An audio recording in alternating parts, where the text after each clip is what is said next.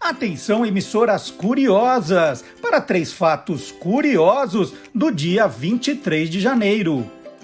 Em 1637, o holandês Maurício de Nassau chegou em Recife. Em 1983, estreou na TV americana o seriado Esquadrão Classe A, que no Brasil foi exibido pelo SBT. Em 1990, Robert Morris, de 24 anos, se tornou a primeira pessoa a ser condenada judicialmente por espalhar vírus de computador por e-mail. Está entrando no ar o programa que acaba com todas as suas dúvidas. Olá, curiosos! Bom dia, curioso! Bom dia, curiosa! Hoje é 23 de janeiro de 2021. Está começando o Olá, curiosos! Tudo o que você sempre quis saber sobre qualquer coisa. E qualquer coisa mesmo. Atenção para os destaques do programa de hoje. A história curiosa dos palavrões. Olha, o programa de hoje promete. Vacina obrigatória causa maior confusão. E o que significa a sigla ACME, hein? Contando uma canção com Odair José. Os 30 anos da revista Ação Games. E os quadrinhos politicamente incorretos. Tudo isso e muito mais no Olá Curiosos de hoje, que começa com música. Né? Você está sentindo uma palpitação no coração quando o programa começa, né? It's a Heartache. É uma canção escrita por Ronnie Scott e Steve Wolf em 1977. A versão que fez mais sucesso foi interpretada pela cantora galesa Bonnie Tyler, que é a mesma do Total Eclipse of the Heart. Coração é com ela mesmo, né? Então, it's a heartache, né? É uma dor no coração.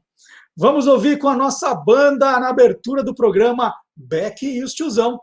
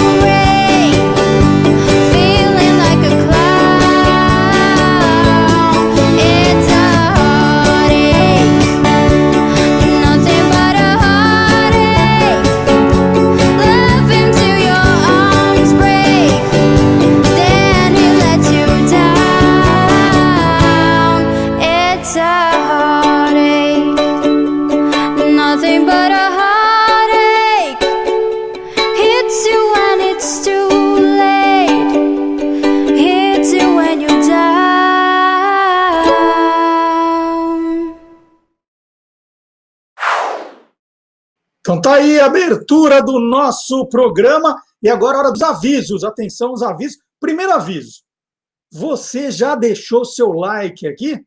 Então é importante, tem até a sinetinha, a volta da sinetinha para lembrar, né, que tem a sinetinha para você se inscrever, para você marcar, para receber as notificações sempre que alguma coisa entrar no programa. Então, acione a sinetinha, dê o like, deixe um comentário. É tudo muito importante. Aliás, quem for curioso de verdade, dá uma olhadinha nos comentários do programa Quantas Nossas Senhoras Existem no Brasil. Roberto Abe deixou uma mensagem espetacular explicando a importância, né? Ele é um nosso seguidor aqui, e ele escreveu lá a importância que é deixar um comentário, deixar um like, compartilhar o programa. Então vai lá, depois que acabar o programa, tem todos os programas aqui, é o programa Quantas Nossas Senhoras Existem no Brasil, na parte de comentários.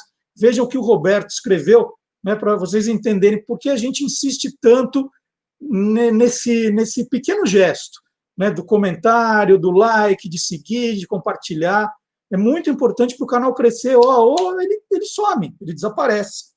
Então, avisos, hein? Também estamos em podcast, por enquanto, no Deezer, no Spotify e no SoundCloud, logo, logo em outras plataformas, mas nessas três nós já estamos. Nós também temos o nosso e-mail, olacuriosos@guiadoscuriosos.com.br, para você nos escrever, para mandar sugestões, para mandar fotos, vídeos, o que você quiser. Você já está recebendo a nossa newsletter?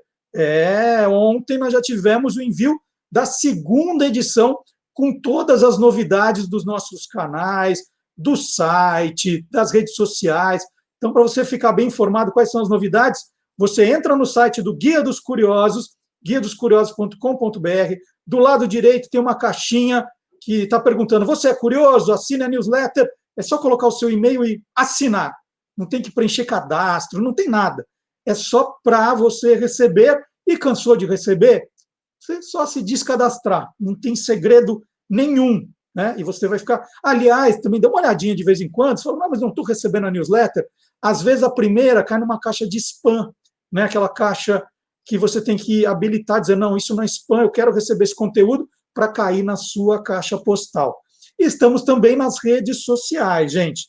Guia dos Curiosos no Facebook, no Twitter, no Instagram e agora no TikTok.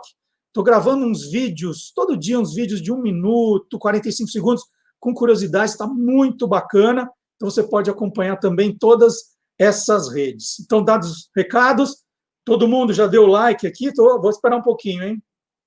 Então tá bom. Então vamos começar o programa festejando a vacina brasileira, né? Festejando a possibilidade de sermos vacinados, porque vacina que é bom por enquanto, é muito pouco. Mas estamos festejando a vacina brasileira. Pelo menos tem uma esperança, né? A famosa luz no fim do túnel. E quem vai contar uma história aí de uma confusão por causa da vacina é o professor Ward Marx.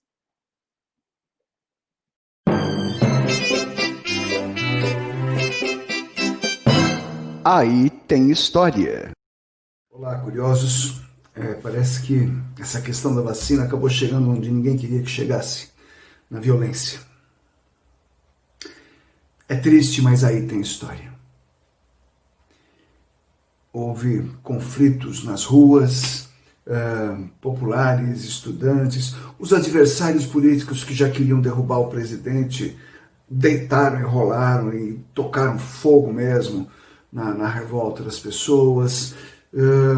As Forças Armadas foram chamadas para controlar os distúrbios e, inclusive, no Rio de Janeiro, a Escola de Cadetes da Praia Vermelha, os estudantes, jovens militares, se revoltaram e foram para as ruas e foram reprimidos pelo próprio exército.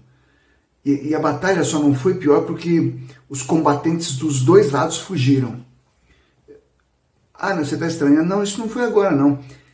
Isso foi a revolta da vacina em 1904. O presidente que queriam depor foi o que tornou a vacina obrigatória, Rodrigues Alves. E os combates foram feios. Chegamos a ter 30 mortos, né? Mais de 900 pessoas presas. Isso entre 5 de novembro e 13 de novembro de 1904. Então, teve de tudo. A revolta se concentrou na cidade do Rio de Janeiro, que era a capital do país. E olha só que coisa curiosa. Venceram, os revoltosos venceram. O governo desistiu da obrigatoriedade da vacina. Mas olha só, 4 anos depois, em 1908, essa vacina era a vacina contra a varíola. Em 1908, o Rio de Janeiro foi premiado com a pior epidemia de varíola que já tinha aparecido. E aí o povo foi pedir ao governo para vacinar todo mundo. Dizem que quando a água bate na responsabilidade, as pessoas acabam aceitando a vacina. Tomara que não seja preciso tudo isso e que não seja preciso que mais pessoas sofram. Já temos vacina. Agora é uma questão de tempo e de organização para a gente poder criar um outro ritmo de vida. É isso. Bom, vocês viram aí o que aconteceu, né? Era obrigatório, brigaram para não ser obrigatório, depois pediram para ser obrigatório. É incrível hoje como, onde tem notícias sobre vacina, tem fake news rondando, né? É uma coisa fora do normal. Eu lamento pelas pessoas que vão deixar de se vacinar por desinformação, por acreditar em notícias falsas, em boatos, né?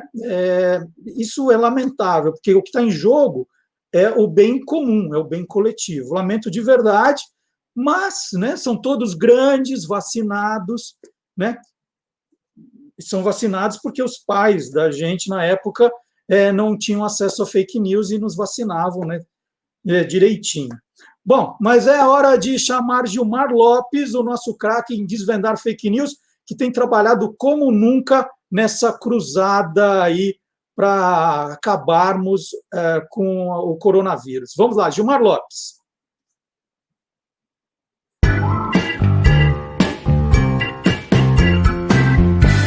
Verdadeiro ou farsa?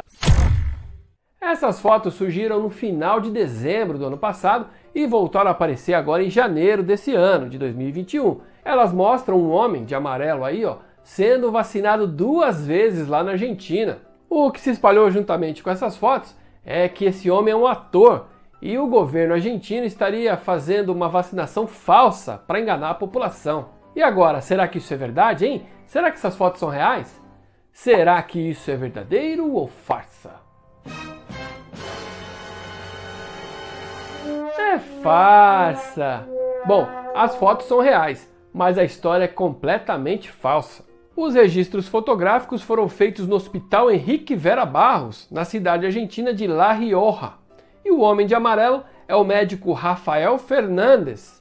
O Dr. Fernandes é presidente do comitê de crise desse hospital e foi um dos 5 primeiros a receber a vacina lá na Argentina. A vacina usada nessa primeira fase da campanha de vacinação lá na Argentina é a Sputnik V, lá da Rússia. A confusão aconteceu depois que o ministro da Saúde publicou umas fotos lá no seu Twitter e depois a assessoria de comunicação do governo de La Rioja publicou outras fotos do mesmo evento. E nele a gente pode ver um senhor de amarelo aí, que é o Dr. Fernandes, recebendo numa foto a vacina num braço e na outra foto recebendo no outro. Mas o que aconteceu aí? Na verdade, conforme foi bem explicado, inclusive por ele mesmo, a primeira foto foi tirada durante a sua vacinação correta.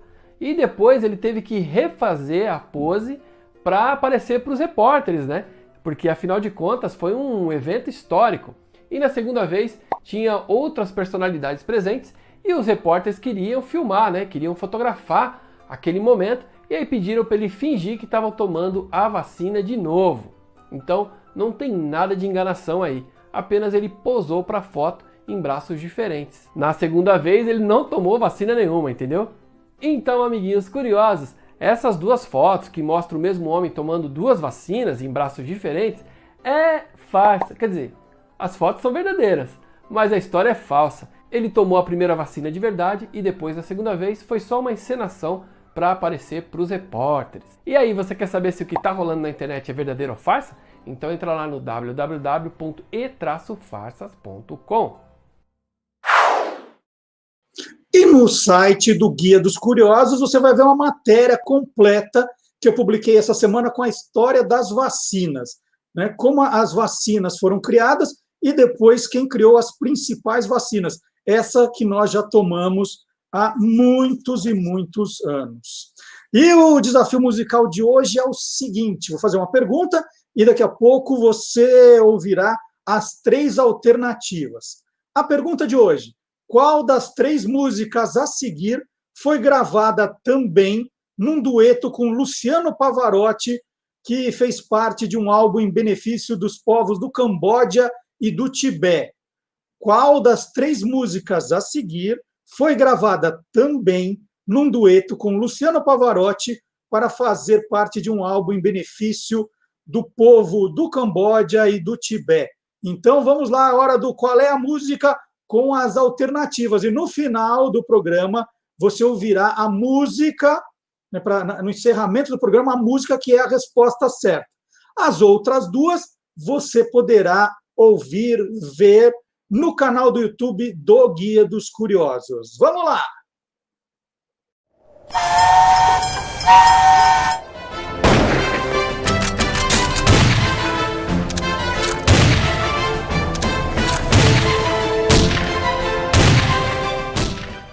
Qual é a música? Because you know I'm all about the bass, no travel. I'm all about the bass, no travel. I'm all about the bass, no travel. I'm all about the bass. Yeah, it's pretty clear, I ain't no size 2, but I can shake it like I'm supposed to do. 'Cause I got that boom boom that all the boys chase, all the right junk in all the right places. I love you. It's all that you can say. Years gone by and still words don't come easily. Found what I'm looking for, but I still haven't found what I'm looking for. But I still haven't found what I'm looking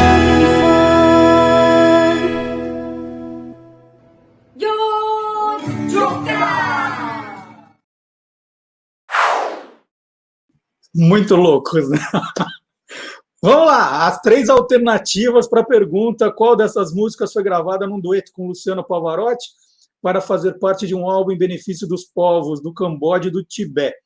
Número 1, All About That Bass, é uma música da americana Meghan Trainor em parceria com o produtor Kevin Kaddish. Ela foi lançada em 30 de junho de 2014. Inicialmente, a canção seria oferecida a outra intérprete, mas a Meghan resolveu gravá-la.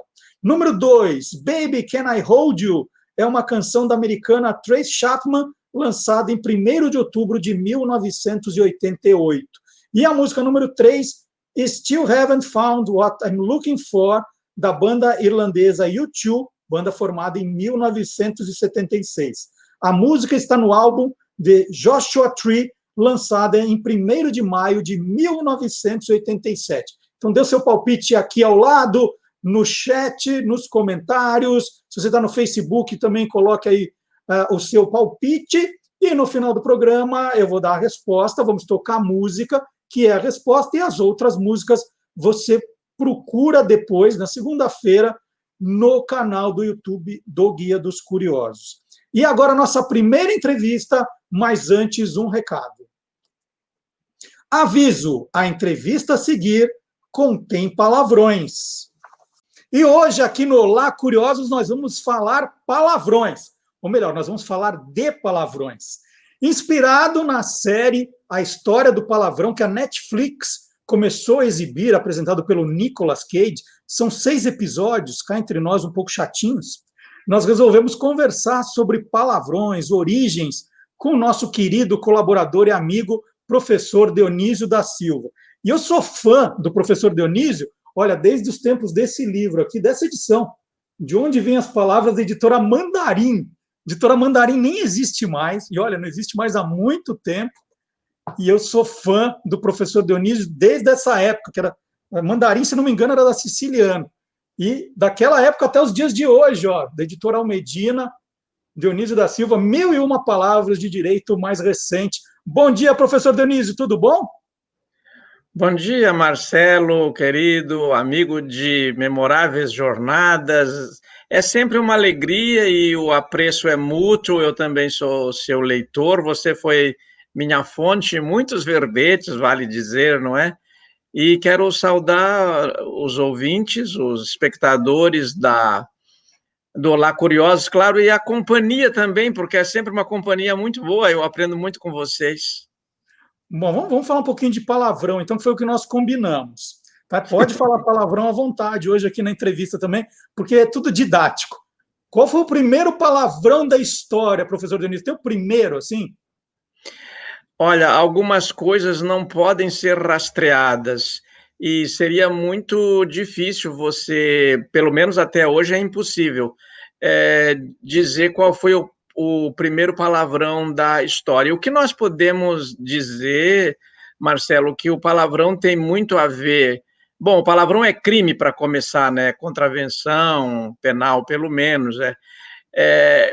Deve ter sido uma blasfêmia ou como os belgas dizem, por exemplo, que eu acho pesada, Godverdomme, quer dizer, Deus que se foda, que é uma das mais pesadas que eu conheço, uma blasfêmia contra os seres superiores, ou de fundo sexual, porque a sexualidade quando desviada, enseja muitos palavrões, ou então contra o mandante, não é? Porque o poder também sugere que você, para se revoltar, diga palavrão contra quem está exercendo mal o poder, ou a seu juízo está exercendo mal, não é?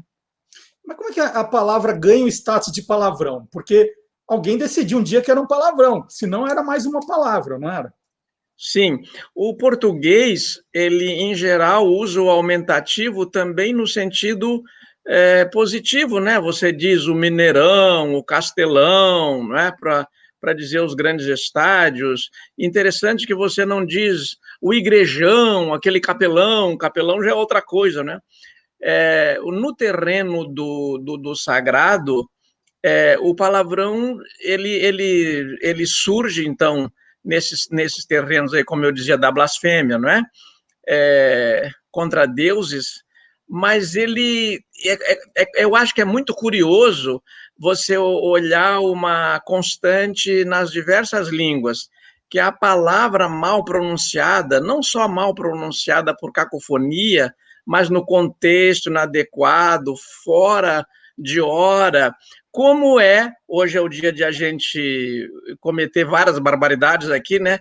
Como é a questão do arroto e do peido, quer dizer, são atividades necessárias, como palavrão, me parece que é necessário, os psicólogos, inclusive, às vezes recomendam que você diga, não é, na hora do peso, mas, por exemplo, o espanhol diz palabrota, o italiano diz palocha ou palacha, não é? O francês mais delicado diz mauvais langage, mas acontece que, por exemplo, o alemão também diz silerce, o grego vai dizer kakiglossia, quer dizer a palavra realmente mal falada, mas, por exemplo, quando você diz eu quero que você se foda, que é um palavrão que tem muito a ver com o que nós dissemos antes, está no terreno da sexualidade, caso fosse entendido literalmente, não no contexto, a pessoa ia dizer muito obrigado, que todos se fodam lá na sua casa, sua mãe, sua tia, você, porque expressaria uma coisa boa, um ato amoroso, mas é o contexto, a intenção que ofende, não é? Então o palavrão se torna insulto por causa disso, não é? E a maioria tem conotação sexual? É uma premissa para a palavra virar um palavrão? Não, Marcelo, não é, embora seja muito frequente, não é premissa, é só muito frequente. Mas, por exemplo, pode ser ofender a inteligência do outro. Cretino.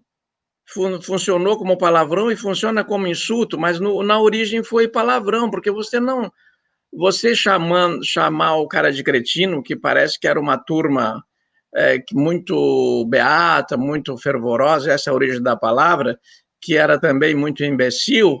Então, o imbecil já não é desprovido de inteligência, imbecil em latim é fraco. Então, a palavra vai dando essas voltas, às vezes como em espiral, né? E vai ganhando esses significados. Outro é também compará-lo a animais.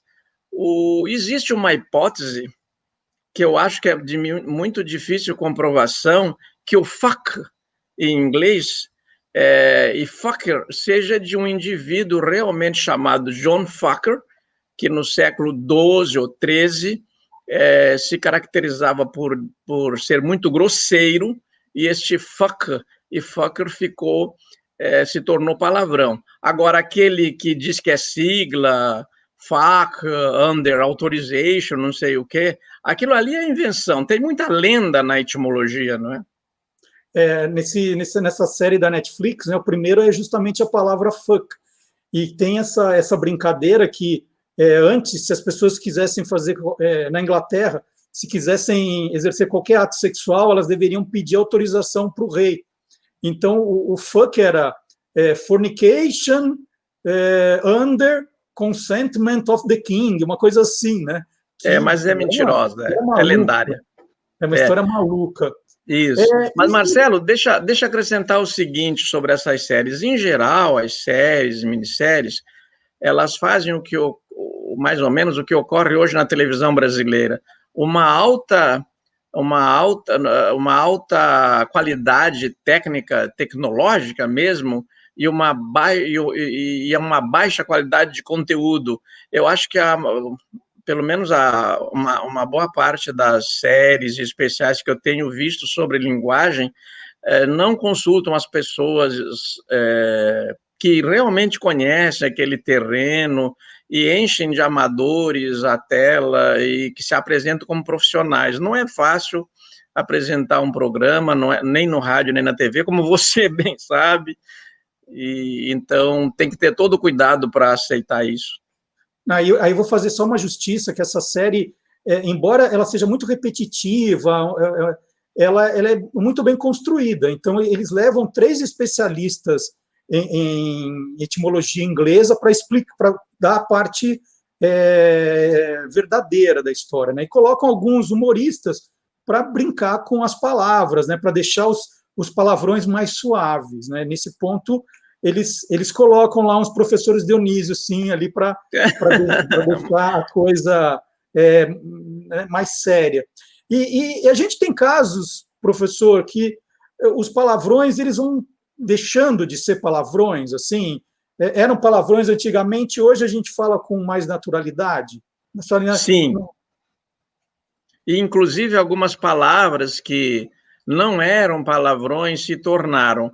Elas entram muito no reino das metáforas, melhor explicando, né? Porque aqui tem que fazer uma linguagem de arroz com feijão, ninguém está aqui dando aula, a gente está conversando, mas os palavrões, por exemplo, a língua alemã tem cerca de 9.000 palavrões, a francesa também tem mais ou menos este número, o português tem cerca de 3.000 palavrões. Se você abrir o Machado de Assis e ler as histórias dele no século XIX, a palavra boceta aparece muitas vezes, mas aparece designando uma caixinha, um recipiente, que, aliás, é a origem da palavra no grego. Buxis é recipiente, tanto que porque boceta se tornou-se um palavrão, o mito mudou, não é mais boceta de Pandora, da deusa Pandora. Pandora também já tem um significado, aquela que tem todos os dons, mas é caixa de Pandora.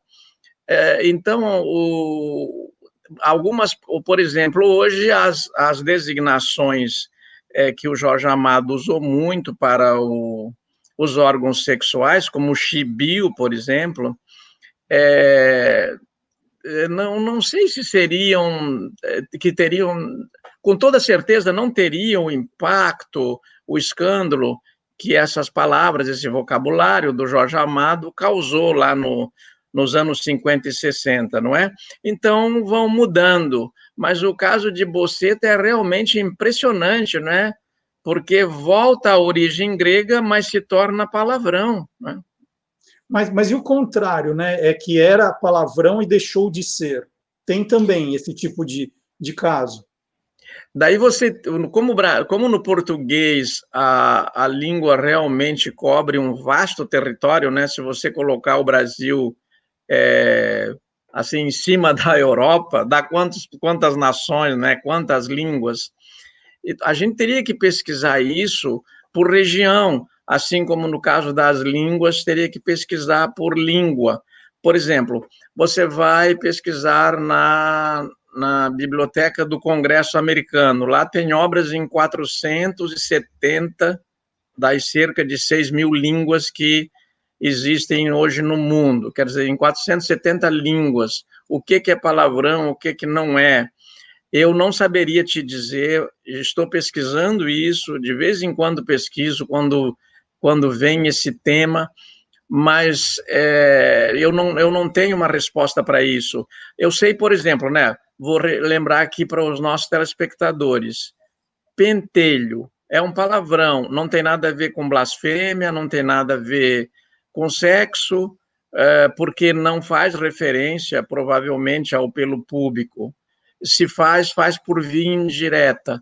Parece que veio do espanhol, penterro, provavelmente lá do México, daí se espalha pela América Latina, mas não é também aquele bichinho, alguém que incomoda, daí as pessoas fazem hipóteses, né? As hipóteses são curiosíssimas, eu adoro etimologia popular, é falsa, mas é muito divertida, que o pentelho atrapalha, porque está ali, tanto que as mulheres hoje fazem depilação completa, mas não tem nada a ver, não é? A humanidade viveu peluda durante milhares de anos e não atrapalhou em nada, não é? Tanto que nós somos 7 bilhões, né?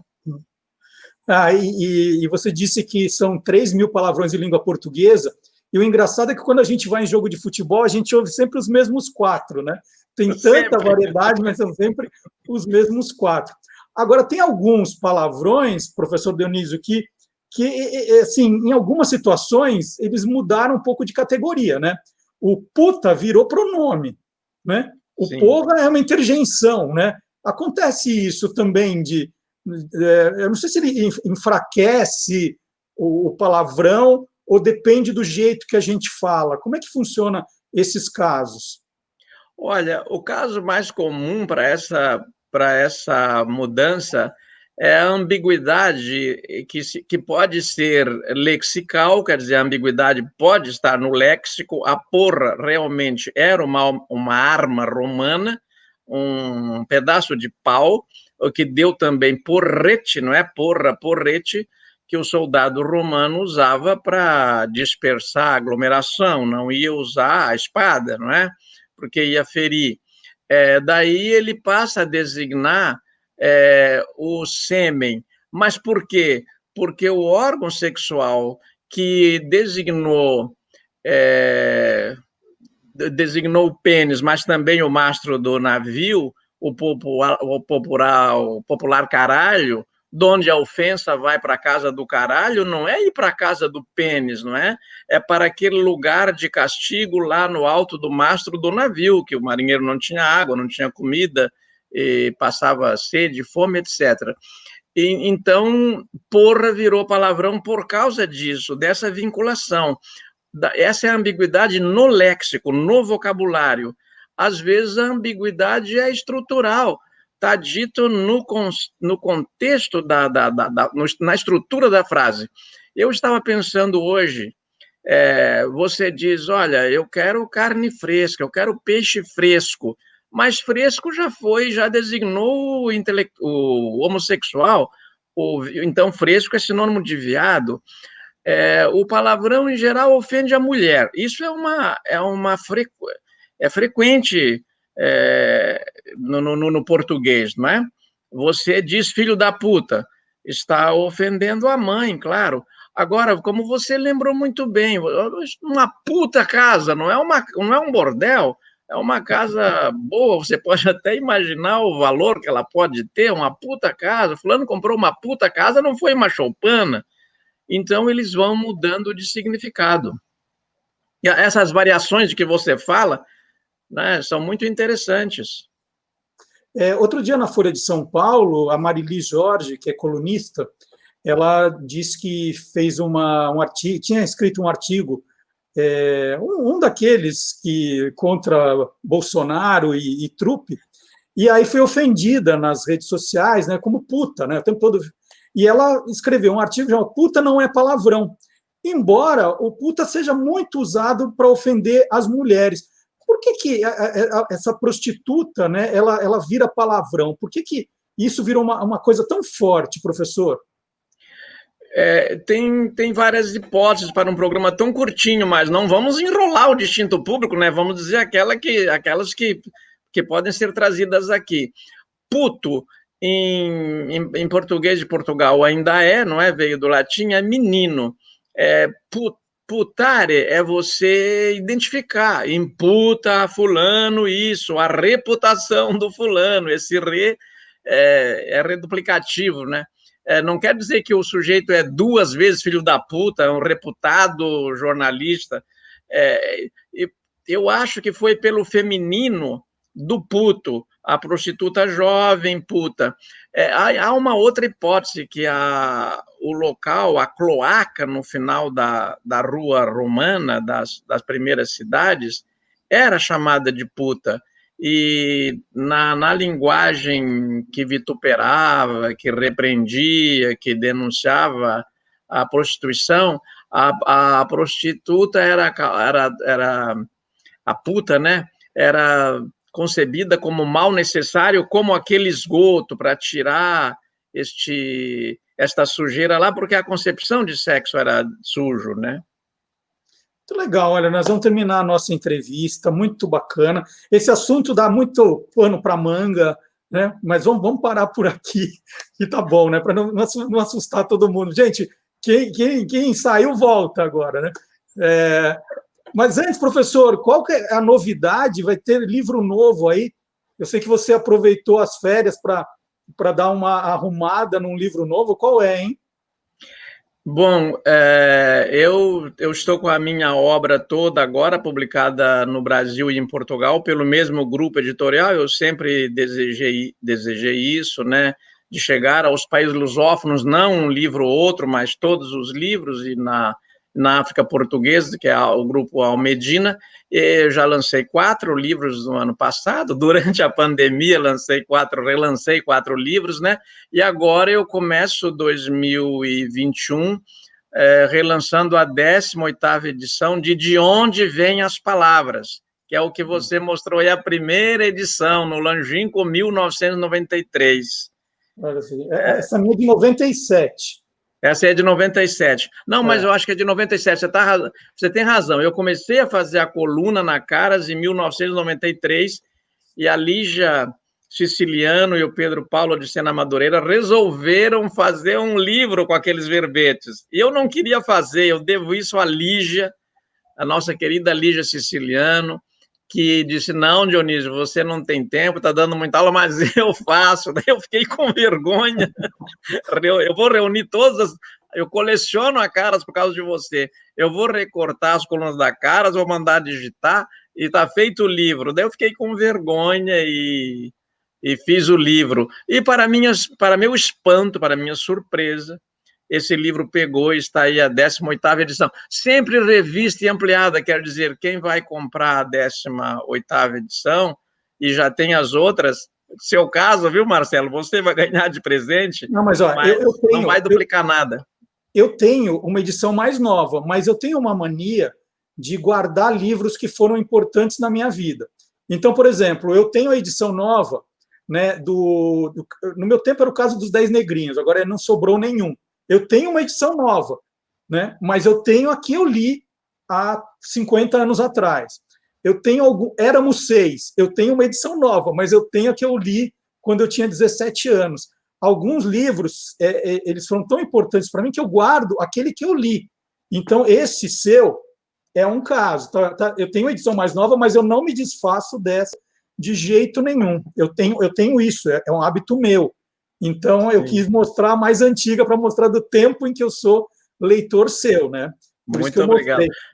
Marcelo, você sabe que a conversa com você nunca pode ser curtinha, né? Porque você tem assuntos para dedéu, não é? O que eu lembro, eu estou atrás de 3 livros que nunca acho, né? Um é o Almanaque do Jeca Tatu, que o Biotônico Fontoura dava de presente, né? O Laboratório Fontoura dava de presente. Não tenho. Já tive, não tenho. Caí na besteira de emprestar para uma editora e nunca mais foi devolvido e não acho mais. E só tinha aquele exemplar.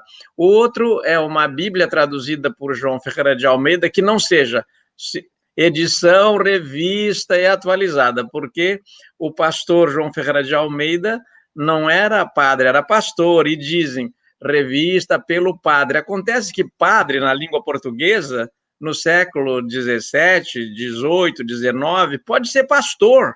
Depois é que pastor fica sendo só pastor e padre, né? Então, não tenho a Bíblia traduzida, a primeira tradução do João Ferreira de Almeida. E o outro livro que eu estou atrás, eu não vou dizer porque eu estou quase achando. Então aumentou o preço. Não fala porque aumenta o preço. Não, eu vou dizer, Marcelo, eu vou dizer em homenagem a uma candidata a presidente da República. Eu estava no campus com ela, não é? E disse, olha, eu fui catequizado assim, tinha um catecismo ilustrado, eu era um menino de 7 anos, estava apavorado. Se você escutasse o que não devia, caso do palavrão, entrava uma cobra pelo ouvido, era o demônio em forma de serpente. Se visse o que não devia, espiar, por exemplo, a prima no banho, entrava pelo olho. E eu ainda depois fui coroinha e tal, seminarista, essas repressões aumentaram. Se cheirasse o que não devia, vinha lá a serpente pelo nariz. E a Marina, a Marina Silva falou, Dionísio, eu fui catequizada neste catecismo, você acha um para mim? Falei, estou procurando para mim, até hoje não achei. Olha, então quem tiver notícias, por favor, escreva para nós aqui. O professor Dionísio já passou a lista, vamos ver quem ajuda. Às vezes aparece, viu, professor? Eu já dei sorte um monte de coisa, não é tudo, mas de vez em quando dá certo. E eu caiu na rede é peixe. Queria muito agradecer a sua entrevista, contando a história do palavrão. E quando eu comecei a fazer o programa no YouTube, o pessoal falou que para fazer sucesso no YouTube é só sair falando palavrão. Eu não tinha falado nenhum, mas o de hoje a gente vai ter uma noção se essa teoria é verdadeira ou não, tá bom? Ô Marcelo, para terminar, eu termino mais ou menos como terminei com o Boechat, nosso saudoso Boechat, lá quando a gente tratou de palavrão lá no programa de rádio que nós fazíamos na Band News. Ainda faço, mas não com ele, né? Boechat, quero que você se foda, e ele também disse para mim, ele disse primeiro, mas jamais que você vá para a casa do caralho, viu, Marcelo? Eu quero que você fique aí onde você sempre está, que é um lugar muito bom para todos nós. Muito obrigado, um abraço para vocês. E muito obrigado por fazer parte do nosso time toda semana. Para mim é um privilégio, uma honra. E agora a gente falou tanto dessa história do palavrão da Netflix, do Nicolas Cage, que a gente separou um pedacinho só para o pessoal entender do que se trata, que a gente vai ver agora. Obrigado, professor. Obrigado, Marcelo.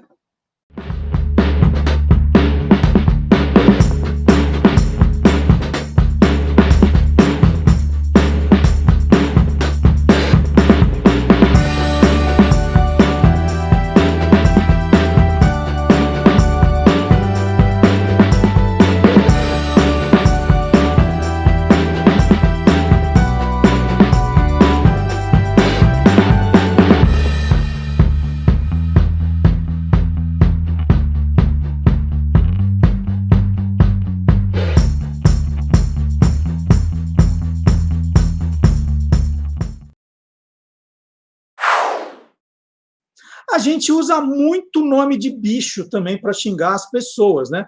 O professor Dionísio até falou sobre isso. E pobres bichos. Nós já convidamos até a bióloga Raquel Azari para dizer que é uma mentira isso, que o burro é burro, a anta é anta, né? Não tem nada disso. E você já xingou alguém de lagartixa? Seu lagartixa, né? E fala com ênfase, para parecer palavrão mesmo. Pobres lagartixas também. Chegou a vez do biólogo Guilherme Domenichelli, criador do canal Animal TV.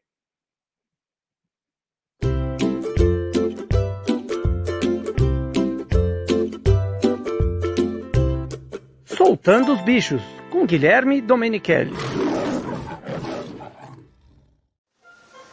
Lagartixas são animais pequenininhos e cheios de curiosidades. Inclusive, algumas espécies são bastante comuns nas casas das pessoas. No passado, acreditava-se que a lagartixa tinha pequenas ventosas nos dedinhos. E por isso que ela conseguia andar nas paredes e até mesmo nos tetos.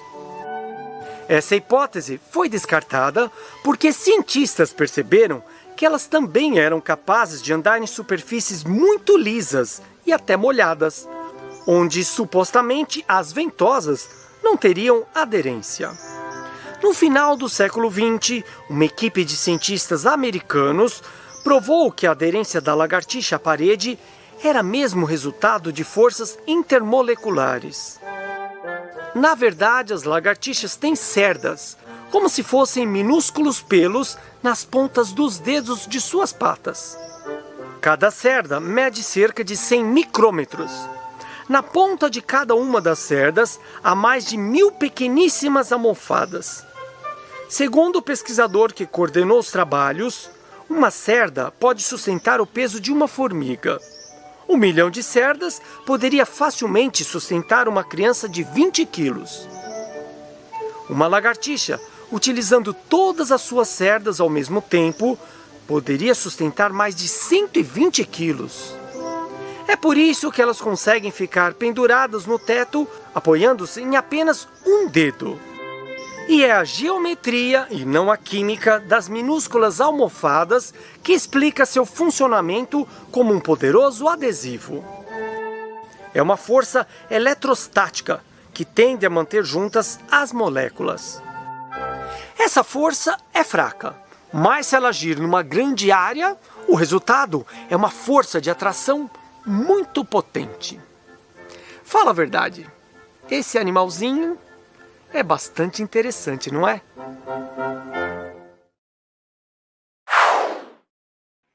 Guilherme é um cara corajoso, hein? Mexendo ali na lagartixa.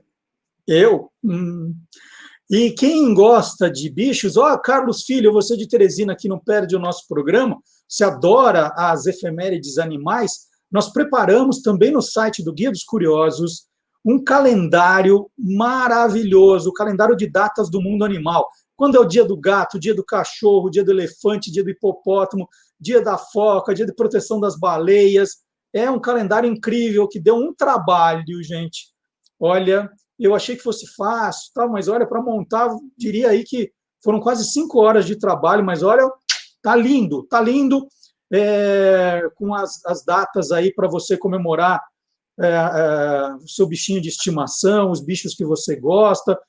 É muito legal, recomendo para vocês consultarem e compartilharem também, viu? Compartilhem as páginas que vocês mais gostam do Guia dos Curiosos. Olha o que eu achei. É um jeito de divulgar o trabalho também. Agradeço bastante. Aliás, como estamos de likes, hein? Estão meio devagar ainda, hein? Cadê o sininho para acordar vocês? Vamos lá, likes, comentários, compartilhamentos. Vamos fazer o canal crescer, gente? Vamos lá. Agora, o politicamente incorreto deu as caras em muitas histórias em quadrinhos. O especialista Marcelo Alencar resgatou algumas delas. Marcelo Alencar apresenta QG das HQs. Olá, curiosos! Algum tempo atrás, antes de surgir o conceito do politicamente correto, os autores de quadrinhos não se preocupavam com certas questões e posturas que hoje em dia causam indignação junto à opinião pública. Muitos cometeram excessos que às vezes passaram por revisões, mas nem sempre. Vamos ver alguns casos?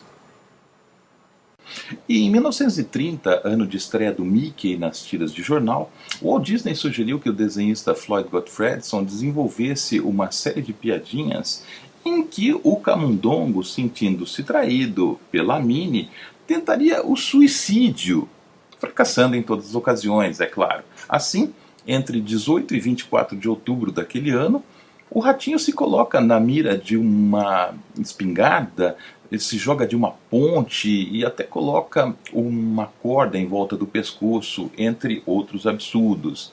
Essas gags estão reunidas neste volume, o primeiro da coleção Os Anos de Ouro de Mickey, da editora Abril. Na prancha 56 do álbum Tintim no Congo, da Companhia das Letras, vemos o herói dirigir as voltas com um rinoceronte que acidentalmente dispara uma arma. Mas quando a gente compara essa mesma página na versão anterior da HQ, publicada pela editora Record com o título Tintim na África, nós vemos o bom mocinho furando a couraça da fera, instalando um cartucho de dinamite no local e simplesmente explodindo o bicho. Ai, Tintim! Na aventura O Tesouro de Marco Polo, escrita e desenhada por Karl Barks na época da Guerra do Vietnã, Tio Patinhas encontra um Vietcong lançando granadas contra a embaixada de Patópolis. Avisado de que estava atrasado para a sesta, o cochilo da tarde, o soldado comenta: não se pode confiar nesses relógios fabricados no Paraíso dos Trabalhadores, numa menção nada sutil e pouco lisonjeira à antiga União Soviética. Só que, desde o fim da Guerra Fria, os quadrinhos Disney são impressos e comercializados também em Moscou e vizinhanças. Desde então, esse balão foi alterado e no lugar do Paraíso dos Trabalhadores entraram as indústrias patinhas. Durante quase 40 anos, o cowboy Lucky Luke, do belga Morris, aparecia nos gibis com um cigarro aceso na boca e, ao confrontar seus inimigos, soltava baforadas de fumaça em formato de caveira, sugerindo a morte. Alertado de que aquilo poderia ser uma má influência para os jovens leitores, o autor fez o vaqueiro trocar o tabaco por um inocente fiapo de palha. Pela mudança de atitude, Morris foi condecorado em 1988 pela Organização Mundial de Saúde. E é isso, a história e suas histórias continuam sendo escritas e reescritas ao gosto do freguês. E hoje no Olá Curiosos eu vou falar sobre videogames antigos também. E eu começo mostrando o melhor presente de Natal que eu ganhei agora, no final do ano passado. A coleção completa, gente, é completa mesmo, das revistas Jogo Velho, que são produzidas pelo Eiji Tasaka, que é o meu entrevistado de hoje. Olha, tem desde a número 1, gente, eu tenho todas agora. Eu tinha algumas que o Eiji já tinha me dado, mas agora eu tenho a coleção completa. E mais, como se isso não bastasse, eu recebi também a edição especial que eu escrevi aqui, a história da Ação Games. Aqui, ó, o nascimento da Ação Games. Eide, bom dia, tudo bem com você? Eu estou meio elétrico aqui com esse presente. Tudo bom? Bom dia, Marcelo. Cara, é uma honra estar conversando com você. Você que influenciou tanto o meu trabalho. Então, um prazer estar aqui conversando contigo. Então, conta um pouquinho. Esse projeto, ele nasceu em 2016, ainda não era revista, né? Como é que nasceu? Quando você teve a ideia, falou, vou falar de videogame antigo, que só falam desses novos. Como é que foi? Cara, primeiro que eu sempre fui muito apaixonado por revista de videogame. Desde muito pequenininho, desde acompanhando a Ação Games, né? Que foi você que participou da criação. Meu pai trazia muita revista para casa. E a situação financeira da gente não era muito boa para ter todos os jogos que eu queria. Então, as revistas eram importantes para isso. Eu não podia comprar todos os jogos, mas podia ler todos aqueles que eu queria. Então, era uma forma de conhecer mais coisas. Eu já tinha participado de outros projetos ligados a videogame antes, mas eu falei um dia, quer saber, eu vou fazer um blog, vou fazer alguma coisinha, todo mundo tem blog na internet, por que eu não posso ter um? Vou fazer alguma coisa, mas vou postar um textinho por semana, vai ser tranquilo, eu não vou pegar pesado, é só quando me der na telha. E, obviamente, quando você gosta muito daquilo que você faz, não é assim que funciona, né? Você começa de pouquinho. Eu vou virar à noite hoje, mas só para fazer um texto um pouquinho melhor, para ficar mais caprichado, né? A audiência merece. E quando você vai ver, você está no meio daquele turbilhão, tendo um monte de ideias, querendo criar um monte de coisas. Eu sempre fui apaixonado por revista, mas no começo, produzir uma revista hoje em dia, principalmente, é muito difícil, né? Quando você tem a concorrência da internet, do imediatismo, tudo tem uma velocidade muito diferente, você se pergunta, para que eu vou fazer uma revista? Para quem? E até você identificar que existe uma galera que ainda consome esse tipo de coisa, demorou um tempo, né? Então eu comecei fazendo revista digital em 2016, junto com o blog, né? E a galera falou, cara, isso devia ser impresso. Eu falei, mas não tem dinheiro para fazer isso. Não adianta eu fazer uma revista, ninguém comprar e eu ficar com caixas e mais caixas empilhadas aqui na minha casa. E até que em 2018 rolou uma certa segurança da gente perceber, cara, tem uma galera que tem interesse nisso de verdade. E aí a gente começou a produzir revistas impressas mesmo. E saíam a cada 3 meses, né? Estou vendo aqui mais ou menos a cada 3 meses. Isso, 3 meses. Mas a gente quer melhorar isso, mas por enquanto é trimestral. E aí como que começou? Era assinatura? Era gente que comprava antes para garantir o dinheiro da impressão? Como é que foi? Cara, isso é engraçado. A gente anunciou a primeira edição e falou assim, vamos fazer uma tiragem. Se der errado, ninguém vai ficar falido por isso. A gente pega essa revista e distribui, sei lá, dá para todo mundo na rua. Uma só não vai fazer mal a ninguém, né? E a gente fez um evento de lançamento e chamamos uns amigos próximos, assim. Era uma casa pequena até. A gente imaginou que ia ter 30 pessoas no máximo.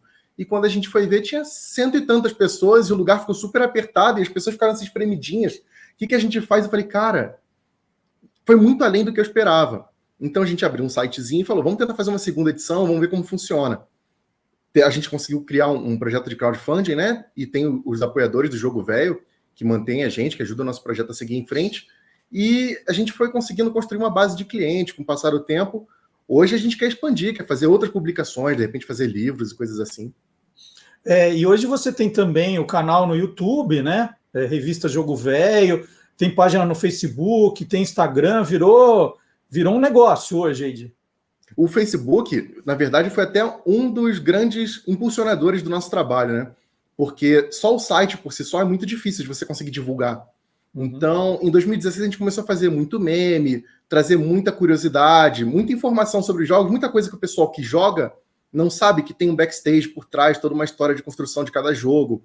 Cada videogame tem uma série de curiosidades e de coisas bacanas para contar, e a gente começou a trazer um pouquinho disso pro Facebook. E foi aí que a gente começou a conseguir uma audiência bacana e começar a divulgar, pessoal. A gente não tem só esse Facebook aqui, tem um site, tem uma revista, tem podcast, tem vídeo e por aí vai. E aí é que a coisa começou a funcionar mesmo, começou a engrenar. Sabe que eu fiquei muito feliz quando você me pediu para escrever o texto aqui, né, contando a história do nascimento da Ação Games, que é uma história curiosa, né?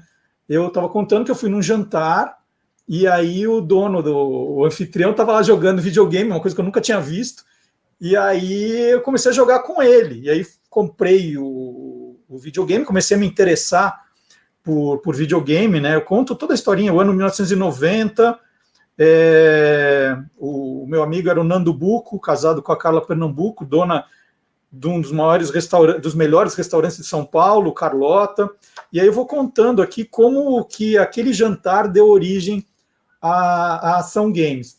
E você fez aqui uma coisa muito legal, é a reprodução da capa da Ação Games quando ela começa a virar uma revista periódica, né? Quando ela vira uma revista mensal pela Editora Azul. Essa é a capa.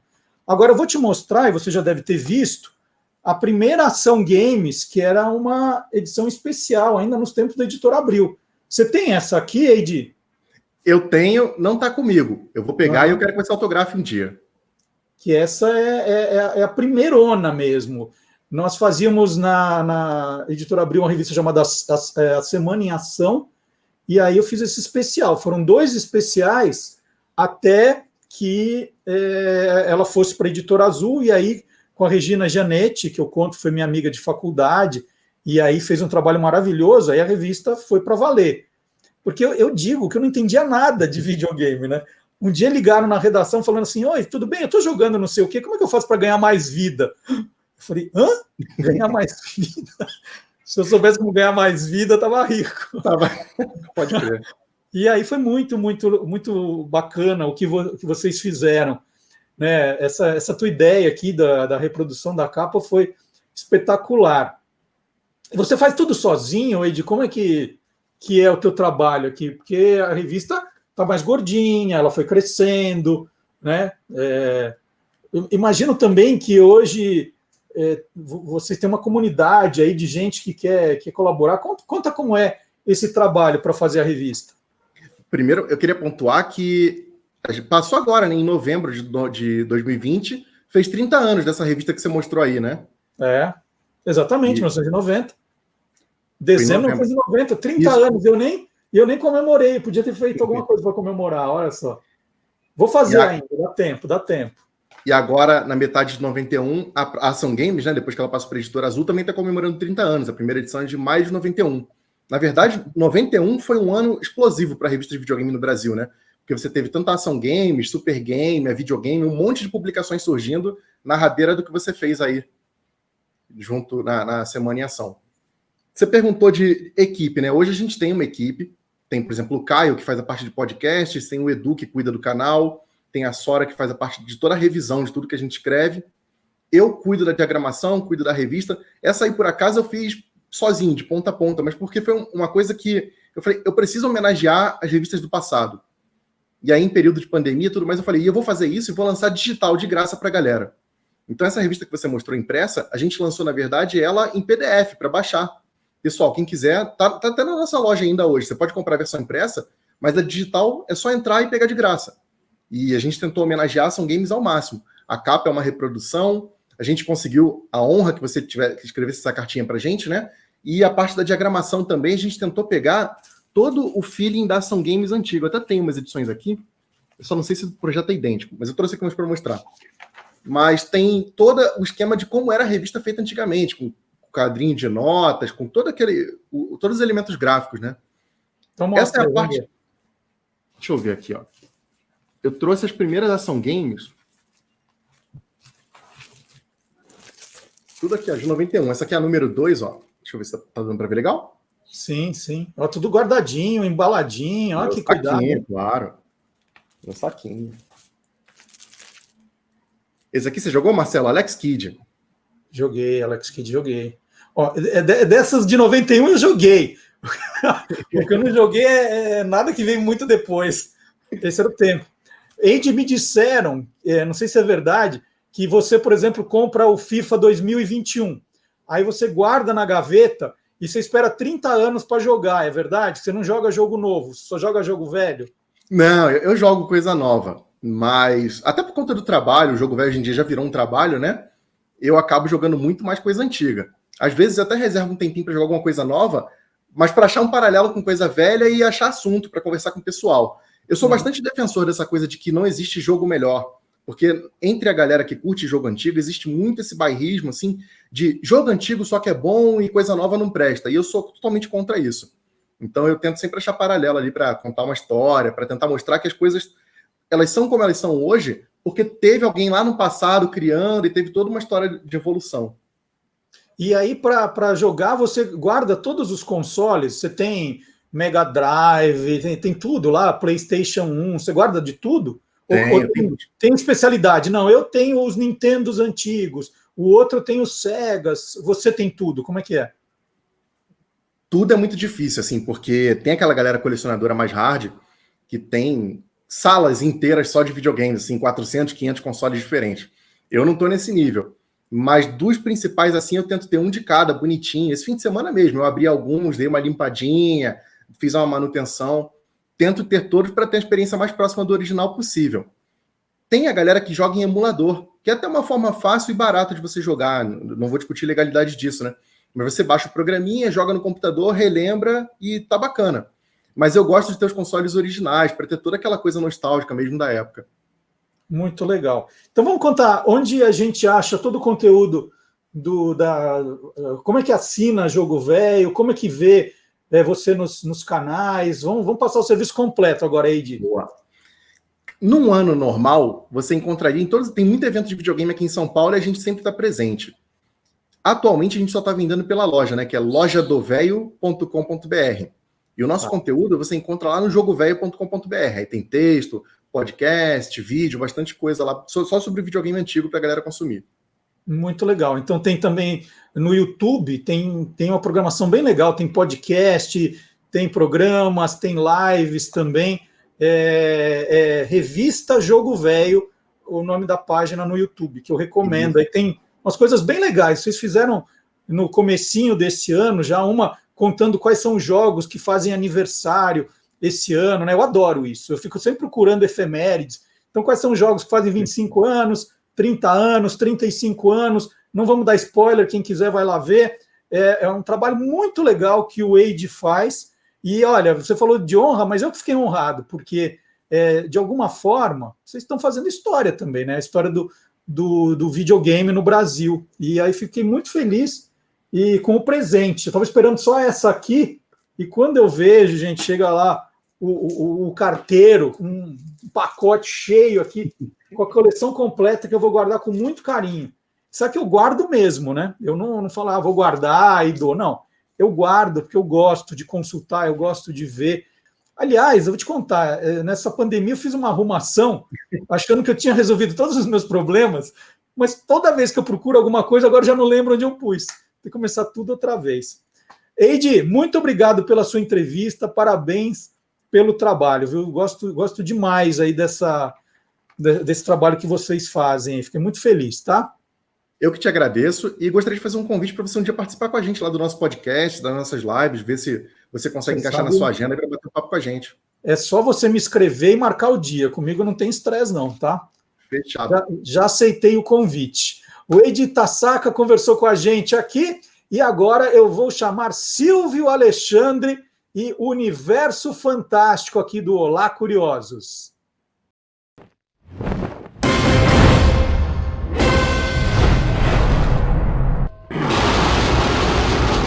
Universo Fantástico.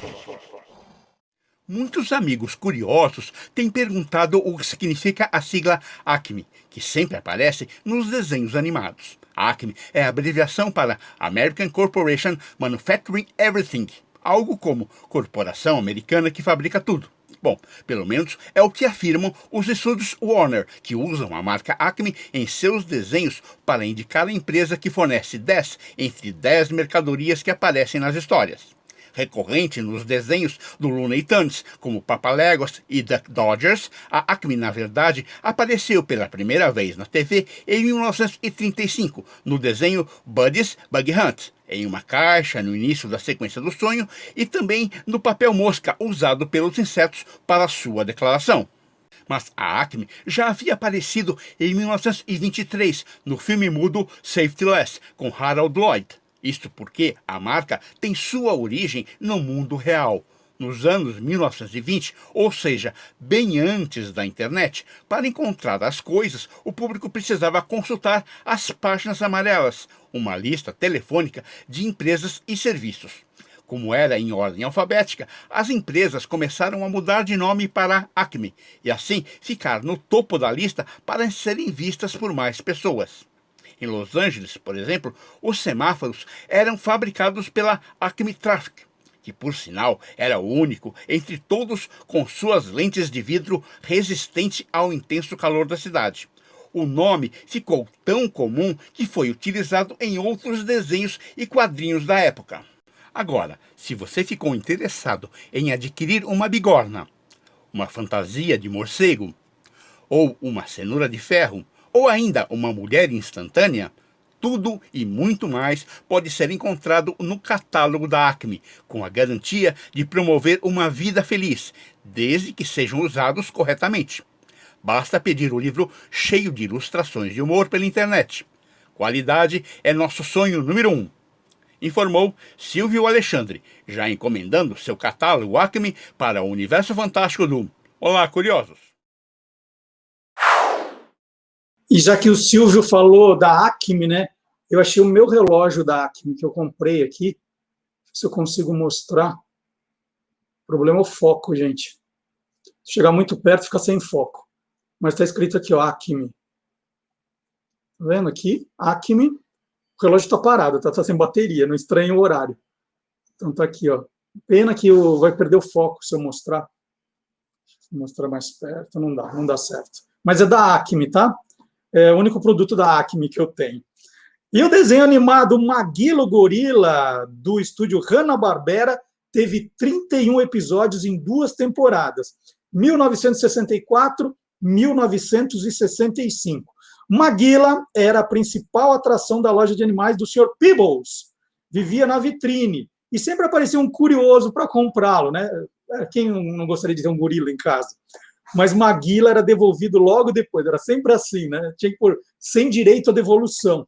Cada episódio tinha 7 minutos. E agora nós vamos relembrar da abertura de Maguila o Gorila no nosso playback com a banda Beck e os Tiozão.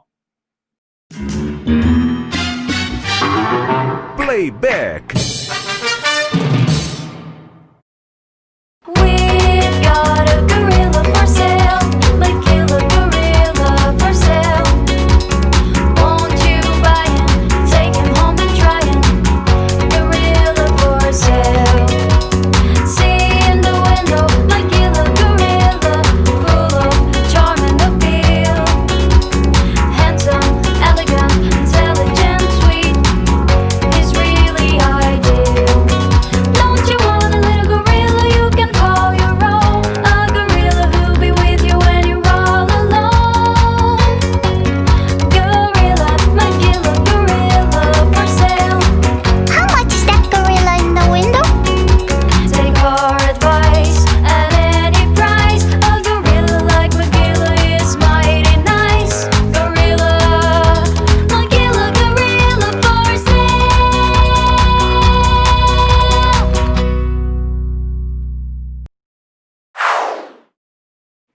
E na quinta-feira, essa semana, né, já tivemos a volta do Tô Lendo na terça-feira, e na quinta-feira a volta também do Magalhães Júnior. Se você perdeu, os programas estão no canal do YouTube do Guia dos Curiosos. Dá para rever, ver a hora que você quiser, né? Estão lá. Mas também não deixem de ver por causa disso. Eu posso ver a qualquer hora e não vejo. Não, é para marcar e lá dar uma conferida. Nessa quinta-feira, o Magalhães Júnior fez um programa antológico sobre os bastidores do programa Jovem Guarda. Gente, que programa! Porque o Maga era fã da Jovem Guarda, do programa, né? E ele comprava ingresso para ir ao Teatro Record para ver o programa. E nós separamos um trecho agora que ele conta um desses episódios.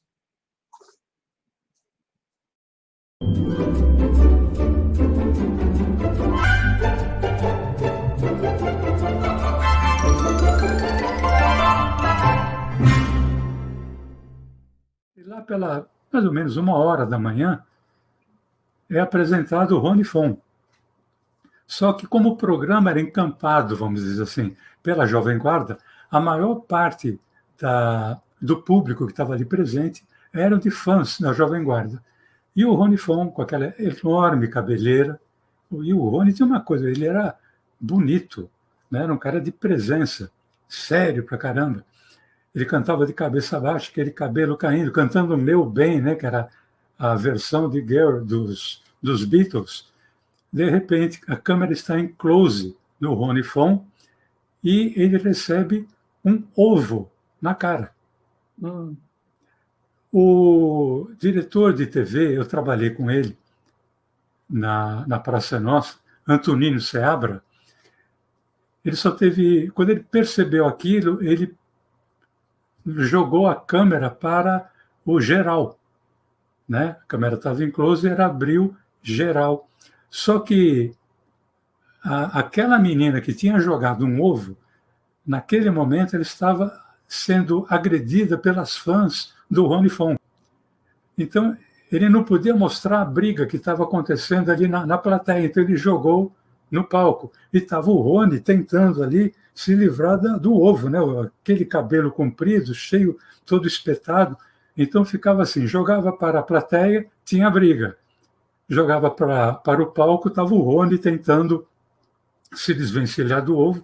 Ele terminou de cantar a música e quando ele se abaixou para agradecer, aquela coisa de os cabelos caírem, que era uma marca registrada, não aconteceu. Ele ficou tudo espetado, parecia o Supla dos anos 60. Esse foi um programa especial da Jovem Guarda, por isso que ele falou 1 da manhã, que era um programa de 24 horas para arrecadar agasalhos, era uma campanha do agasalho, então era a turma da Jovem Guarda com convidados, tudo isso muito explicadinho. É um programa imperdível, é a história do programa Jovem Guarda. Então ele fala das rivalidades, o tipo de música, os cantores que mais se apresentavam, tá espetacular. E eu recomendo também o Tô Lendo, que nós entrevistamos o jornalista, desenhista Caetano Cury, está fazendo um trabalho lindo, né, com livros do Theo e o Minimundo, e ele conta como é o trabalho de autopublicação. Então, ele tinha a ideia de fazer o livro, não conseguiu uma editora, e ele foi à luta e lançou já está no segundo livro. E ele explica como funciona isso. E agora é hora de provar que o mundo inteiro é curioso.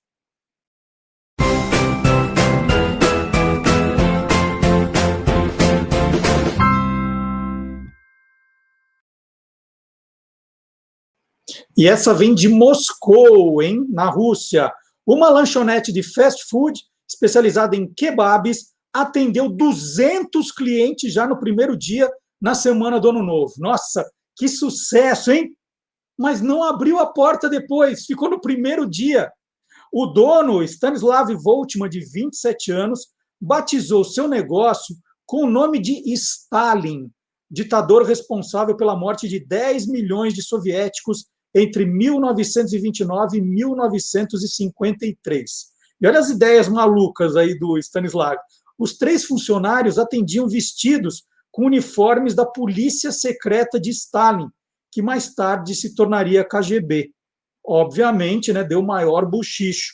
E no dia seguinte à inauguração, a polícia apareceu e disse que ele precisava mudar o nome ou fechar a lanchonete. E aí o Voltman disse que não ia fazer nenhum dos dois. E o que aconteceu? Ele conta que desligaram a sua geladeira, estragou toda a comida, e o levaram para horas de, aí abre aspas, de interrogatório e humilhação. E aí o resultado é isso, a casa segue fechada. Mais notícias curiosas do mundo curioso. Essa está no site do Guia dos Curiosos, bem na nossa home. É a história de uma inglesa que recebe doações de ursinhos de pelúcia já em estado ruim. Ela restaura todos eles, ela restaura sozinha, com máquina de costura ali, ela se dedica integralmente a essa causa e coloca os ursinhos à venda.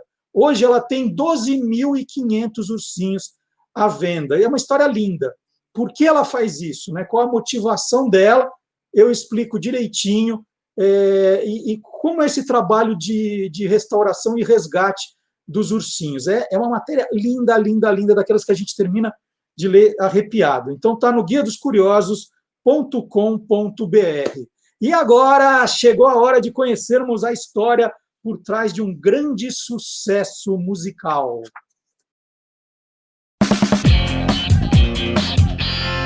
Contando uma canção. E hoje aqui no Contando uma Canção eu recebo Odair José. Que prazer enorme, Odair. Tudo bom com você? Tudo bem, Marcelo. O prazer é meu estar com você aqui. Obrigado pelo convite. Eu que agradeço a sua gentileza aí de conversar com a gente aqui no Olá Curiosos. E a música que a gente escolheu, Odair, é uma música que é capa de livro, né? Eu estou com o livro aqui do Paulo César de Araújo, Eu Não Sou Cachorro Não, e está aqui, ó. Está aqui nesse cantinho. O Odair está escondido aqui em cima. Mas está aqui, ó, Uma Vida Só. E aí, entre parênteses, pare de tomar a pílula. Vamos contar a história dessa música, Odair? Como ela nasceu? Você quer que eu comece por onde? Do começo, né? Qual foi a razão de você resolver falar desse tema? Então, Marcelo, essa música ela é do ano de 73, né? Ela é de um disco meu de 73, só que ela sai num compacto antes. Antigamente, naquele período, você fazia sempre um compacto simples antes, que antecedia o LP, entendeu? Aquele LP de 12, você fazia um compacto simples. E a música Uma Vida Só, Para de Tomar a Pílula, ela é desse compacto, que antecedeu o LP de 73, que é um disco muito vitorioso. Ele foi talvez um dos primeiros LPs do Brasil a vender 1 milhão de cópias, porque as 12 faixas do disco, as 12 faixas tiveram execuções no rádio, foram tocadas, as pessoas conhecem as músicas. E a Pílula nasce assim. Naquele período, por exemplo, eu sou um cantor, um compositor, vamos colocar assim, porque o cantor é consequência do compositor. de temas. Eu me lembro que quando eu comecei a trabalhar na CBS, na Visconde Rio Branco, no Rio de Janeiro, 69 para 70, que é a minha primeira gravadora, eu convivi lá com vários colegas, como Rossini Pinto, Renato Barros, Raul Seixas, que era Raulzito, e a gente conversava muito sobre esse negócio de que forma se coloca no mercado. Eu me coloquei falando de temas, coisas do dia a dia, uma crônica musical. Eu tinha feito, anterior a isso, Vou Tirar Você Desse Lugar, que é a história da prostituta, o cara que se apaixona. Fiz um disco depois que fez muito sucesso, chamado Assim Sou Eu, que tem várias canções com temas. Então, um amigo meu que trabalhava na Rádio Globo, do Rio, chamado Carlos Guarani, chegou para mim e disse: você tem que fazer uma música. Ele era programador da rádio, diretor da rádio. Você tem que fazer uma música falando do anticoncepcional. Que o anticoncepcional tinha saído, não sei exatamente em que ano foi lançado o anticoncepcional no mundo, mas no Brasil, naquele período de 70, 71, 2, 3, a coisa estava muito assim, falando-se pouco nisso, escondido, porque as pessoas não gostavam de falar, era um tabu. Então, como eu já era visto, pelo menos por algumas pessoas, como um compositor que tocava em assuntos indelicados, vamos dizer assim, aquelas coisas que ficam debaixo do tapete, ele falou: faz a música da pílula, falando da pílula. Eu falei: legal, cara, vou pensar nisso. E, evidentemente, que não levei isso a sério, porque como é que você vai fazer uma música falando da pílula? Eu falei: pô, meu amigo Guarani tá louco. Mas e toda vez que eu cruzava com ele disse: aí já fez? Eu digo: não, porque eu só vou gravar daqui a um tempo.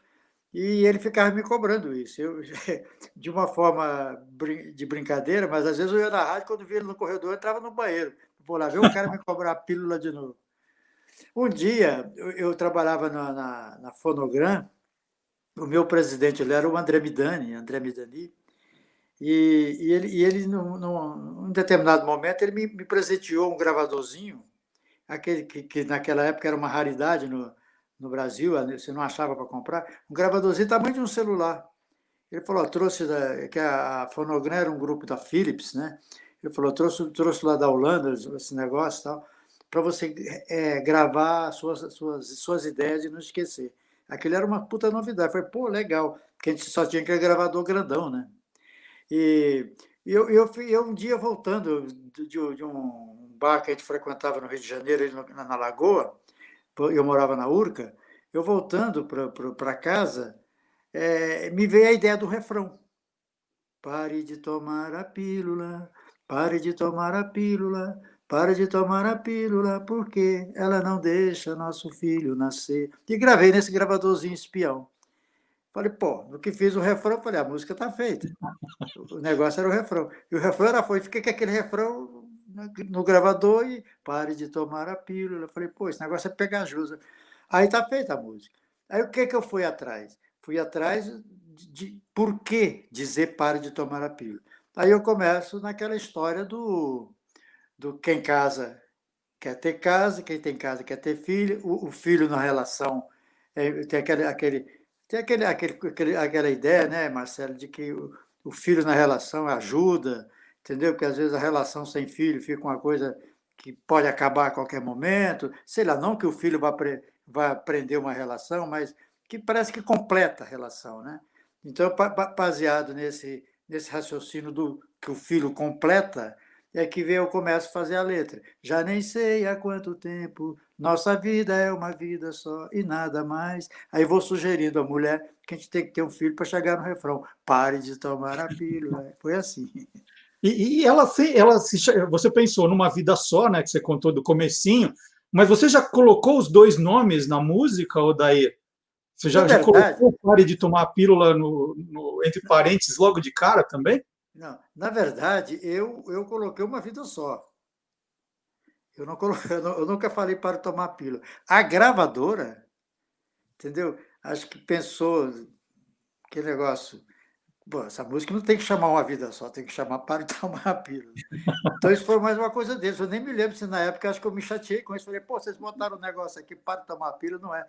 Mas é porque, na verdade, eu estava errado, né? Porque a música, se você falar uma vida só por eu, cara, mas o que é? Porque muitas vezes o cara diz assim: você sabe quem é o Odair José? As pessoas: não estou lembrado. O cantor da Pílula. Ah, sim. Então, quer dizer, a pílula é uma coisa muito mais lógica, né? Então, acho que foi coisa da gravadora. E eu mostrei aqui o livro do Paulo César de Araújo, que fala justamente da relação entre a música popular no Brasil e a ditadura militar. E, Odair, você é um cara que está no livro inteiro aqui, né? Você foi sempre muito polêmico, sempre colocou o dedo na ferida aí. E ele diz que justamente na época do lançamento da sua música, a Benfam, Sociedade Civil de Bem-Estar Familiar no Brasil, desenvolvia uma campanha de controle de natalidade entre as mulheres de famílias de baixa renda, né? Tome a pílula com muito amor, dizia a campanha. E isso irritou demais os militares, né? O governo militar na época. Como é que ficou a sua vida, então, com relação a isso? Você foi chamado para depor? O que aconteceu, então? A música estourou, né? Aí tinha essa campanha no ar, porque se achava que para acabar com a pobreza tinha que acabar com os pobres, né? E aí chamam você. Conta como foi isso, Odair. Bom, eu já tinha tido, eu já era um cara marcado pela censura do Estado, censura de música. Eu, quando fiz em 72, no primeiro trimestre, eu vou tirar você desse lugar, eu fui convocado para uma conversa lá ali perto do Teatro Municipal, ali entre o Municipal e o Arcos, ali do Rio, um departamento da Polícia Federal que tinha ali, através de uma carta que me chegou através da editora, para ir lá, eles queriam conversar comigo. Foi o meu primeiro grande sucesso, a música Vou Tirar Vocês desse Lugar, ela parou o país. Foi o disco mais vendido do ano, aquela coisa assim. Ali o Odair José aconteceu para o país. E o cara falou para mim que, eu chegando lá, um lugar meio sombrio, me levaram até uma autoridade fardada, e esse cara disse para mim que a palavra "eu vou tirar você desse lugar" era uma coisa meio incômoda. Não era uma coisa apropriada para aquele momento. Aí eu peguei e falei, não, mas eu não estou falando de governo, eu estou falando de uma prostituta, pior ainda. Aí eu pensei que a parte pior ainda porque, olha o que o senhor está propondo, né? Que ideia é essa, o cara se apaixonar por uma prostituta? Então, essa hipocrisia, Marcelo, essa coisa, essa falsa moral, a partir dali começou a me pegar no pé. E o cara pegou e disse para mim o seguinte, a partir de agora, essa música do senhor não foi observada pela censura. A partir de agora, qualquer disco que o senhor fizer, antes de gravar, terá que ser passado aqui pela nossa observação. E a partir dali eu passei a ter problema.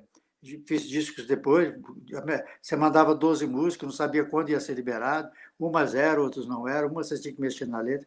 No caso da pílula, ela foi liberada. Eu tinha, na época, um contrato com a TV Globo, eu tinha um contrato com a TV Globo como cantor por 3 anos. A TV Globo contratou vários cantores, foi na época que contratou o Roberto, contratou um monte de gente, outros cantores, eu fui contratado também, eu estava muito em evidência. E aí, naquela época, eu fazia um disco, por exemplo, a pílula foi lançada, ela não foi proibida, pode explicar, desculpe se eu estiver me esticando. Não, perfeito. Ela foi lançada numa semana, a gravadora fez um lançamento promocional lá, uma campanha publicitária, foi muito forte. Em uma semana a música era sucesso. Eu também já cantava na televisão toda hora, tinha uma estrutura forte por trás. A música, em 10 dias, o país inteiro estava cantando. E ela foi proibida.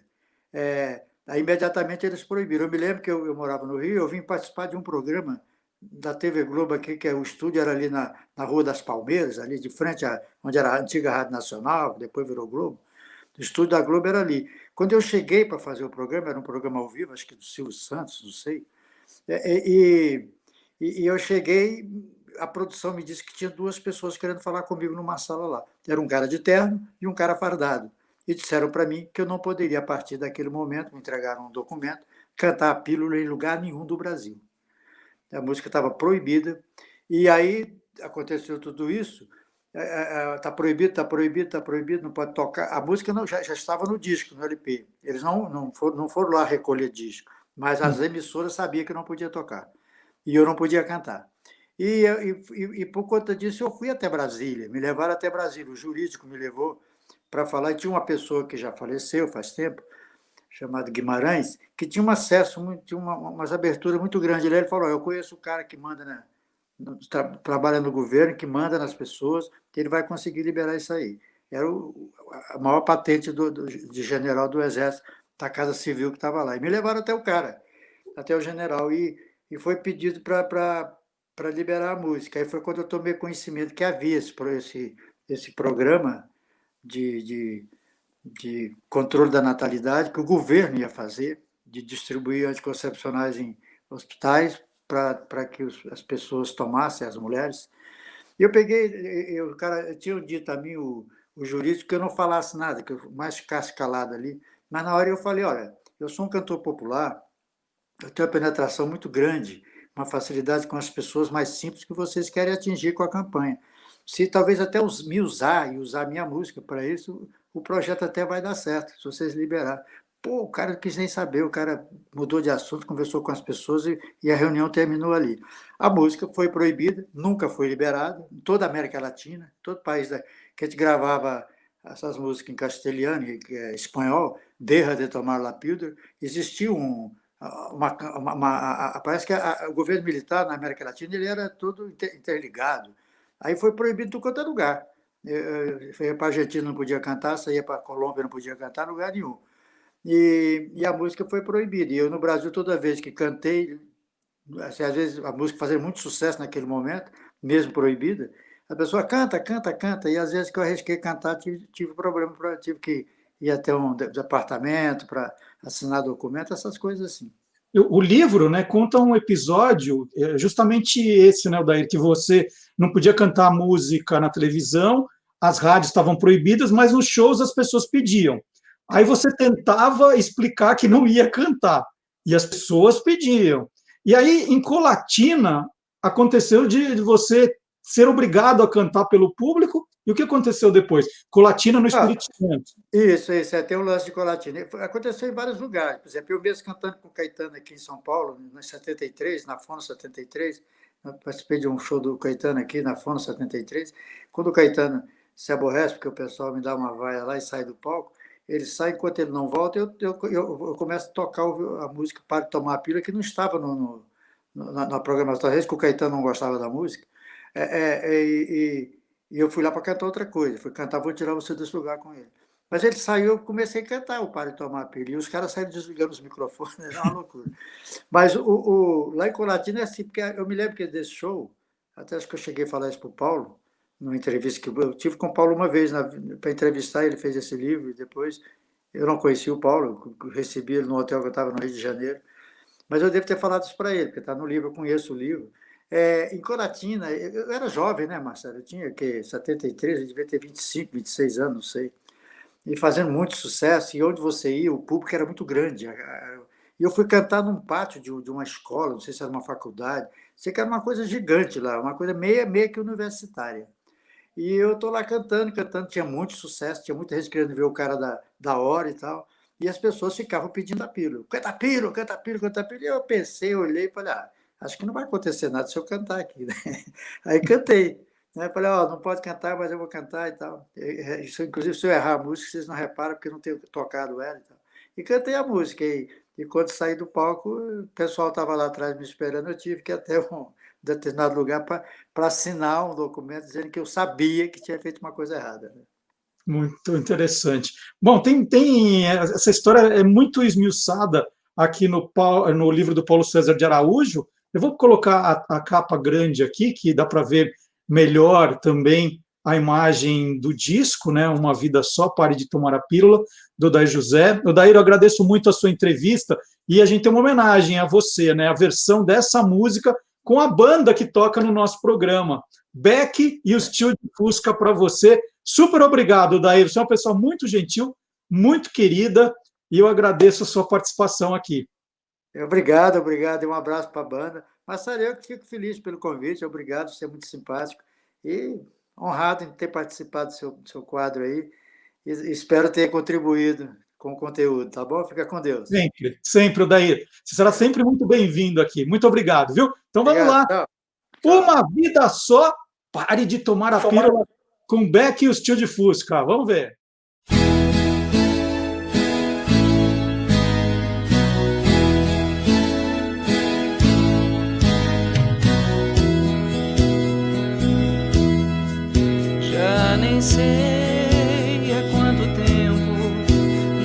nossa vida é uma vida só e nada mais.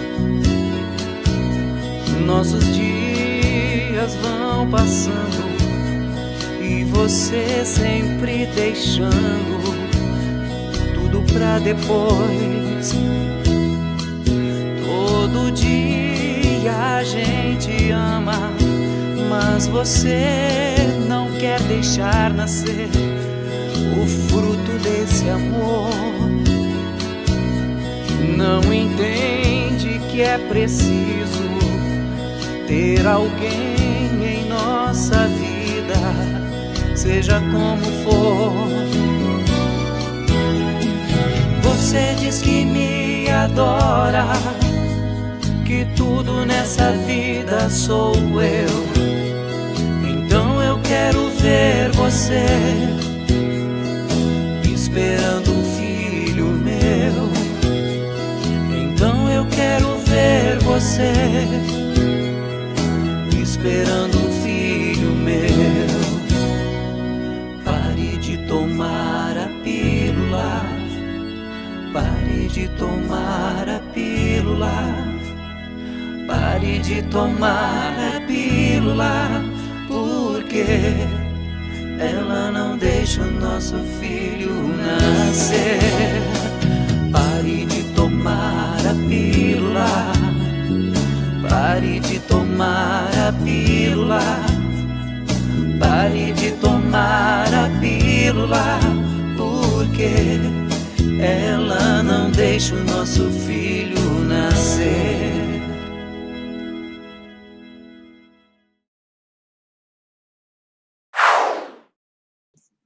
Então tá aí o nosso Odair José, muito simpático, muito bacana. E agora, você sabia que tem celebridade? Essa eu não sabia. Tem celebridade que não está nem aí para as redes sociais? Vamos chamar agora a Beatriz Duarte e o quadro... Papai sabe tudo. Papai não sabe tudo. Existe vida fora do Facebook, do Instagram, do Twitter, do TikTok, das redes sociais em geral? Muitas pessoas se desdobram por likes e seguidores para se tornarem influenciadores. Compartilham detalhes da vida, da família, do trabalho o tempo todo. Mas aí vem a grande surpresa. Muitas celebridades fogem dessa superexposição. Emma Stone, a rainha de La La Land, nunca teve redes sociais e tenta manter a sua vida o mais low profile possível.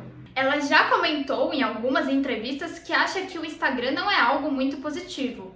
A atriz Jennifer Lawrence, que fez Jogos Vorazes, não usa as redes sociais desde 2014 e acha que a internet a sobrecarregava demais. Scarlett Johansson, a atriz mais bem paga do mundo, poderia ter hoje milhões de seguidores, mas já em 2011 declarou: "Não consigo me imaginar tendo que compartilhar continuamente detalhes da minha vida cotidiana." A bem-sucedida advogada internacional de direitos humanos, Amal Clooney, não tem conta nas redes sociais. Ela nunca deu um motivo para não estar nas plataformas, mas ela segue a conduta de seu marido, o ator George Clooney. Ele diz que se mantém afastado das redes sociais com medo de dizer algo estúpido. Bom, eles não estão, mas eu estou, tá, gente? Eu estou nas redes sociais e conto aí com vocês. Estou no Facebook, no Twitter, no Instagram e agora no TikTok também. E o professor Fábio Dias... aliás, eu não sei se eu já pedi para vocês, vocês já deram o like aqui, o joinha? Já se inscreveram, quem ainda não está inscrito? Já fez um comentário? Já lembrou de compartilhar aí nos seus grupos de WhatsApp sobre o programa? Já fez isso? Muito obrigado. Você ajuda a gente a manter o programa aqui, tá? Se você não fizer isso... O professor Fábio Dias, autor do livro Jingle é a Alma do Negócio, agora resolveu fazer uma homenagem ao aniversário de São Paulo, segunda-feira, aniversário de São Paulo, e ele foi buscar ali um jingle que tem a ver com a cara da cidade.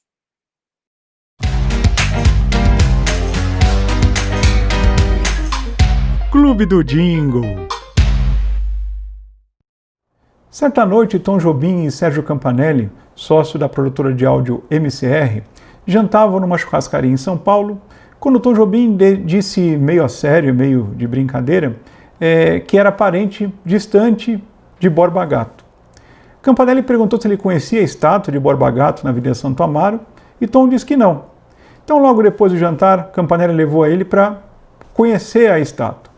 Quando ele estava admirando a obra, ele começou a falar do seu amor por São Paulo, né, como gostava muito da cidade e tal, e Sérgio Campanelli sugeriu, por que você não cria uma música em homenagem a São Paulo? E pouco tempo depois, Tom Jobim apresentou uma música prontinha para Sérgio Campanelli, que na verdade não era simplesmente uma música em homenagem a São Paulo, era uma verdadeira declaração de amor à cidade. Campanelli, com a anuência de Tom Jobim, é claro, ofereceu essa música para o Banco Itaú, para que o banco utilizasse em uma campanha, né, que atrelasse justamente o nome do banco, que tem a sua sede em São Paulo, à cidade, né? Mas o Banco Itaú, inacreditavelmente, não se interessou.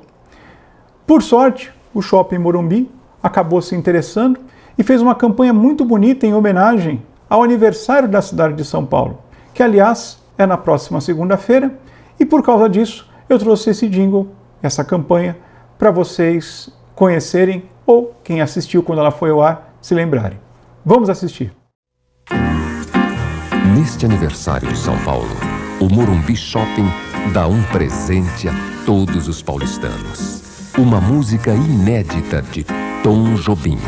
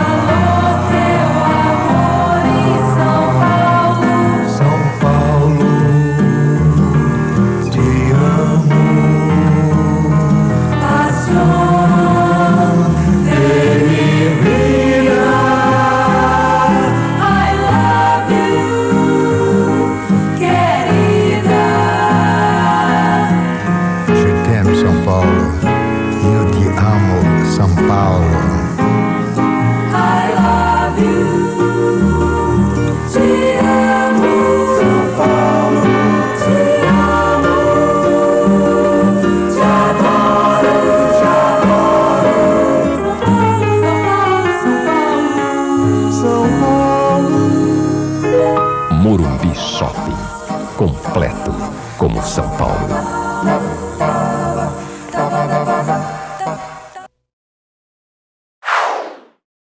E aproveitando essa homenagem do professor Fábio Dias a São Paulo, eu resolvi mostrar coisas da minha coleção aqui, que eu tenho uma estante, não essa aqui, é do corredor, que tem uma área dedicada a São Paulo.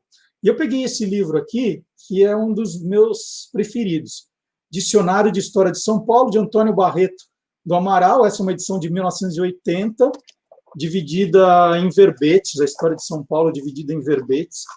Eu adoro esse livro. Esse livro aqui me inspirou. Vou até contar um segredinho.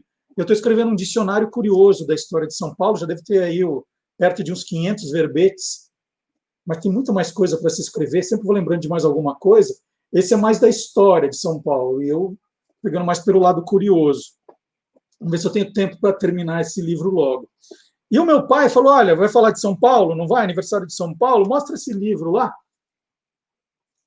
Esse livro aqui é Andar, Vagar, Perder-se, São Paulo, dos anos 1920, né, exato 100 anos, editora Melhoramentos, e é um livro fotográfico, basicamente fotográfico, e que a gente vê, olha só, algumas ruas de São Paulo, do centro. Isso aqui é Brigadeiro Tobias, aqui a rua Florencio de Abreu, essa aqui, não mudou quase nada São Paulo, né? Vamos ver aqui, ó. Tem umas imagens lindas, lindas, lindas. Daqui a pouquinho, olha esse guarda, o guarda de trânsito. Igualzinho, né? Olha aqui, ó. Eu vou colocar depois na descrição o nome certinho do livro, na descrição do vídeo, para quem quiser procurar, para ver se o livro ainda existe. É um livro muito legal, então, exatos 100 anos atrás, então está aqui. uma outra lembrança. E mais uma coisa, como eu amo a história de São Paulo, adoro circular, já fiz livros sobre São Paulo, eu também tenho um presente para a cidade de São Paulo. Na segunda-feira tem o visual novo do site spcuriosos.com.br. É o São Paulo para curiosos. Sempre coloco ali coisinhas de gastronomia, de história, de endereços curiosos. Então, você pode curtir também essa página, né, e ir acompanhando. Você que é de São Paulo, ou que gosta de conhecer histórias de São Paulo, spcuriosos.com.br. Presente para São Paulo, visual novo e mais curiosidades na segunda-feira. E agora nós saímos do rádio, mas o rádio nunca sairá de nós. Histórias e personagens do rádio com o professor Marcelo Abud, criador do blog Peças Raras. Interferência.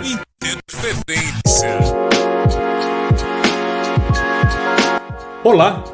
Hoje eu escolhi esse cenário porque nós vamos homenagear uma das emissoras mais importantes da história do rádio no Brasil, a Cidade FM, uma emissora do grupo Jornal do Brasil e que já existia em praças como Belo Horizonte, Rio de Janeiro, quando chega a São Paulo em 25 de janeiro de 1980. Não, por acaso, o dia do aniversário da cidade de São Paulo. Bom, para homenagear a Cidade FM, eu separei aqui um momento realmente muito especial. O Fernando Silva, que era um jovem locutor da casa em 2005, ele registrou a celebração dos 25 anos de sucesso da cidade. E naquele dia, 25 de janeiro de 2005, o Roupa Nova apareceu no estúdio. Então, nós vamos entender como a banda The Funks, que era uma banda de baile que já tinha gravado um LP, se transformou no Roupa Nova justamente ao gravar a primeira música de fim de ano da Rádio Cidade. E aproveitamos também para lembrar, é claro, do Paulinho, líder do Roupa Nova, que nos deixou aí no final do ano passado como uma das vítimas do novo coronavírus. Vamos então entender como nasce a banda Roupa Nova, graças à Rádio Cidade FM.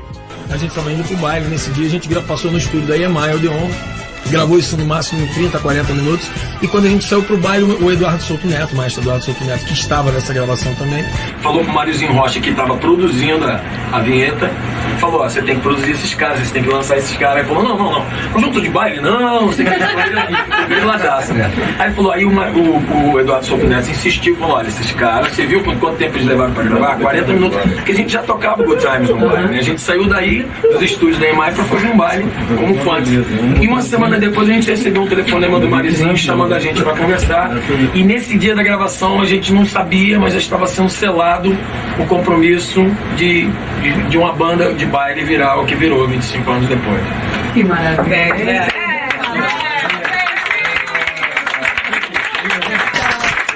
Um, dois, três. Cidade, cidade. Parabéns. Mais uma vez. 1, 2, 3. Cidade, cidade.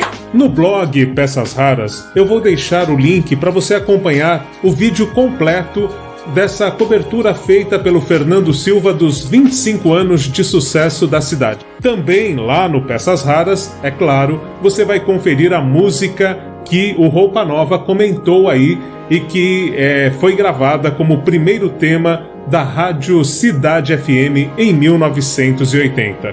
Por hoje é isso. Nós nos vemos semana que vem com mais histórias do rádio no Brasil. E daqui a pouquinho tem o resultado do nosso Qual é a Música, né? Tem muita gente que acaba comentando, né? Mas que nome é esse, né? Beck e os tiozão, acho que é um nome engraçado, nome diferente. E olha, não é de hoje que isso acontece, não. O Antônio Mier estava ali fazendo uma arrumação, tirando o pó das coisas dele, e descobriu aí bandas com nomes, olha, bem mais esquisitos. Vamos ver.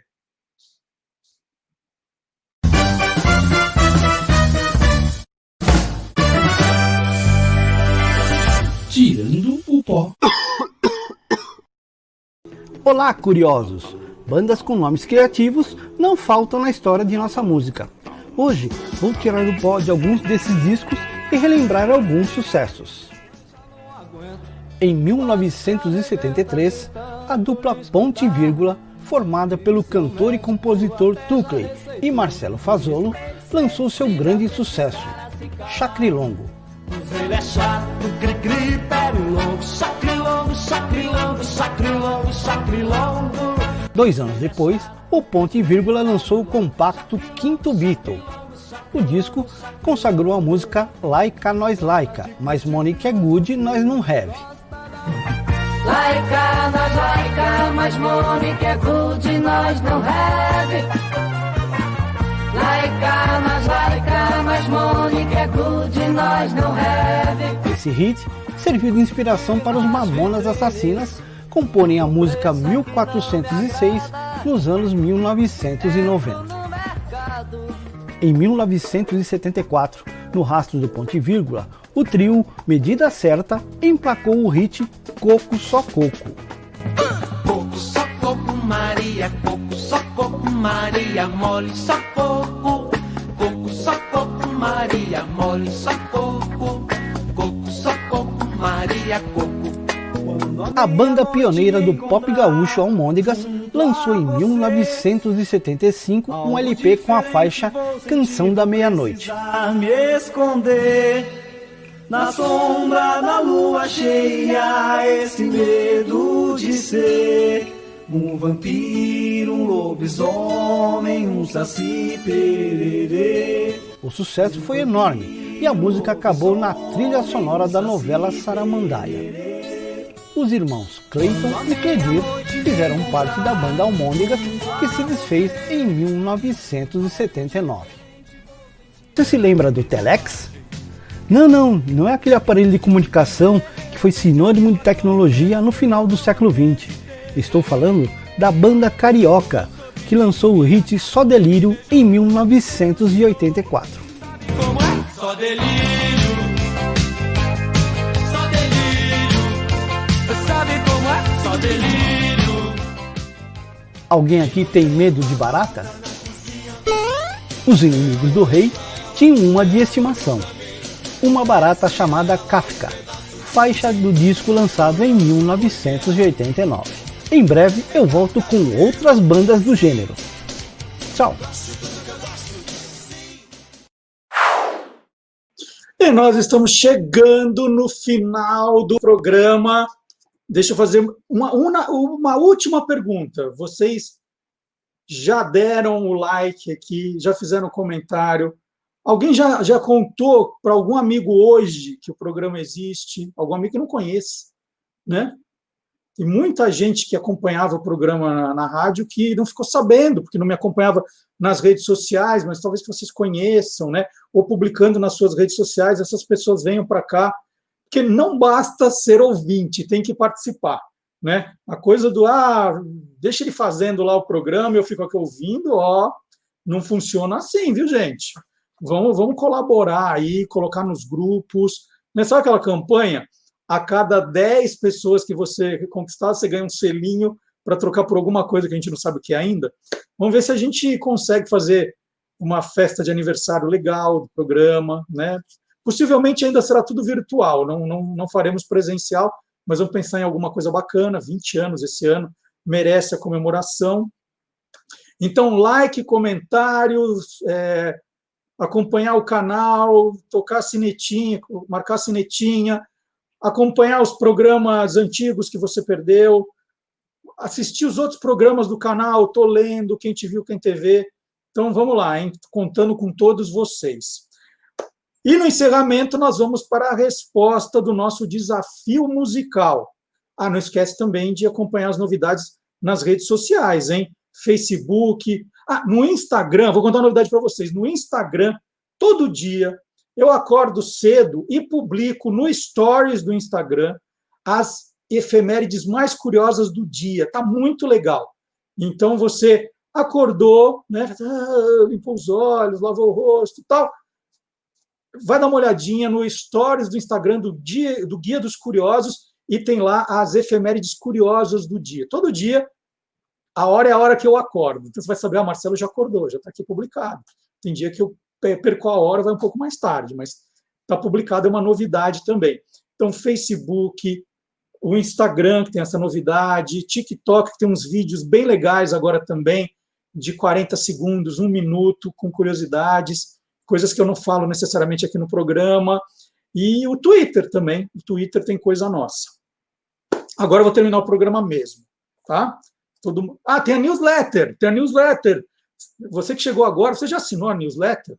Você vai receber um e-mail nosso toda sexta-feira com as novidades que você vai acompanhar no programa de sábado e tudo de curioso que nós fizemos nas redes sociais, as matérias novas do site, o que nós atualizamos, o que a gente está fazendo nas redes sociais. Olha, é só entrar, está no canto direito do site, tem uma caixinha escrito "Você é curioso? Assine a nossa newsletter".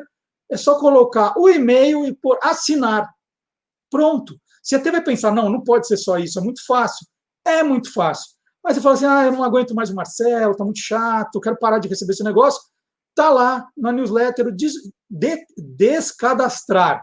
E aí você clica ali, pronto, pode receber também. Cansou do Marcelo, pronto, parou. Agora eu vou terminar o programa mesmo, já falei isso?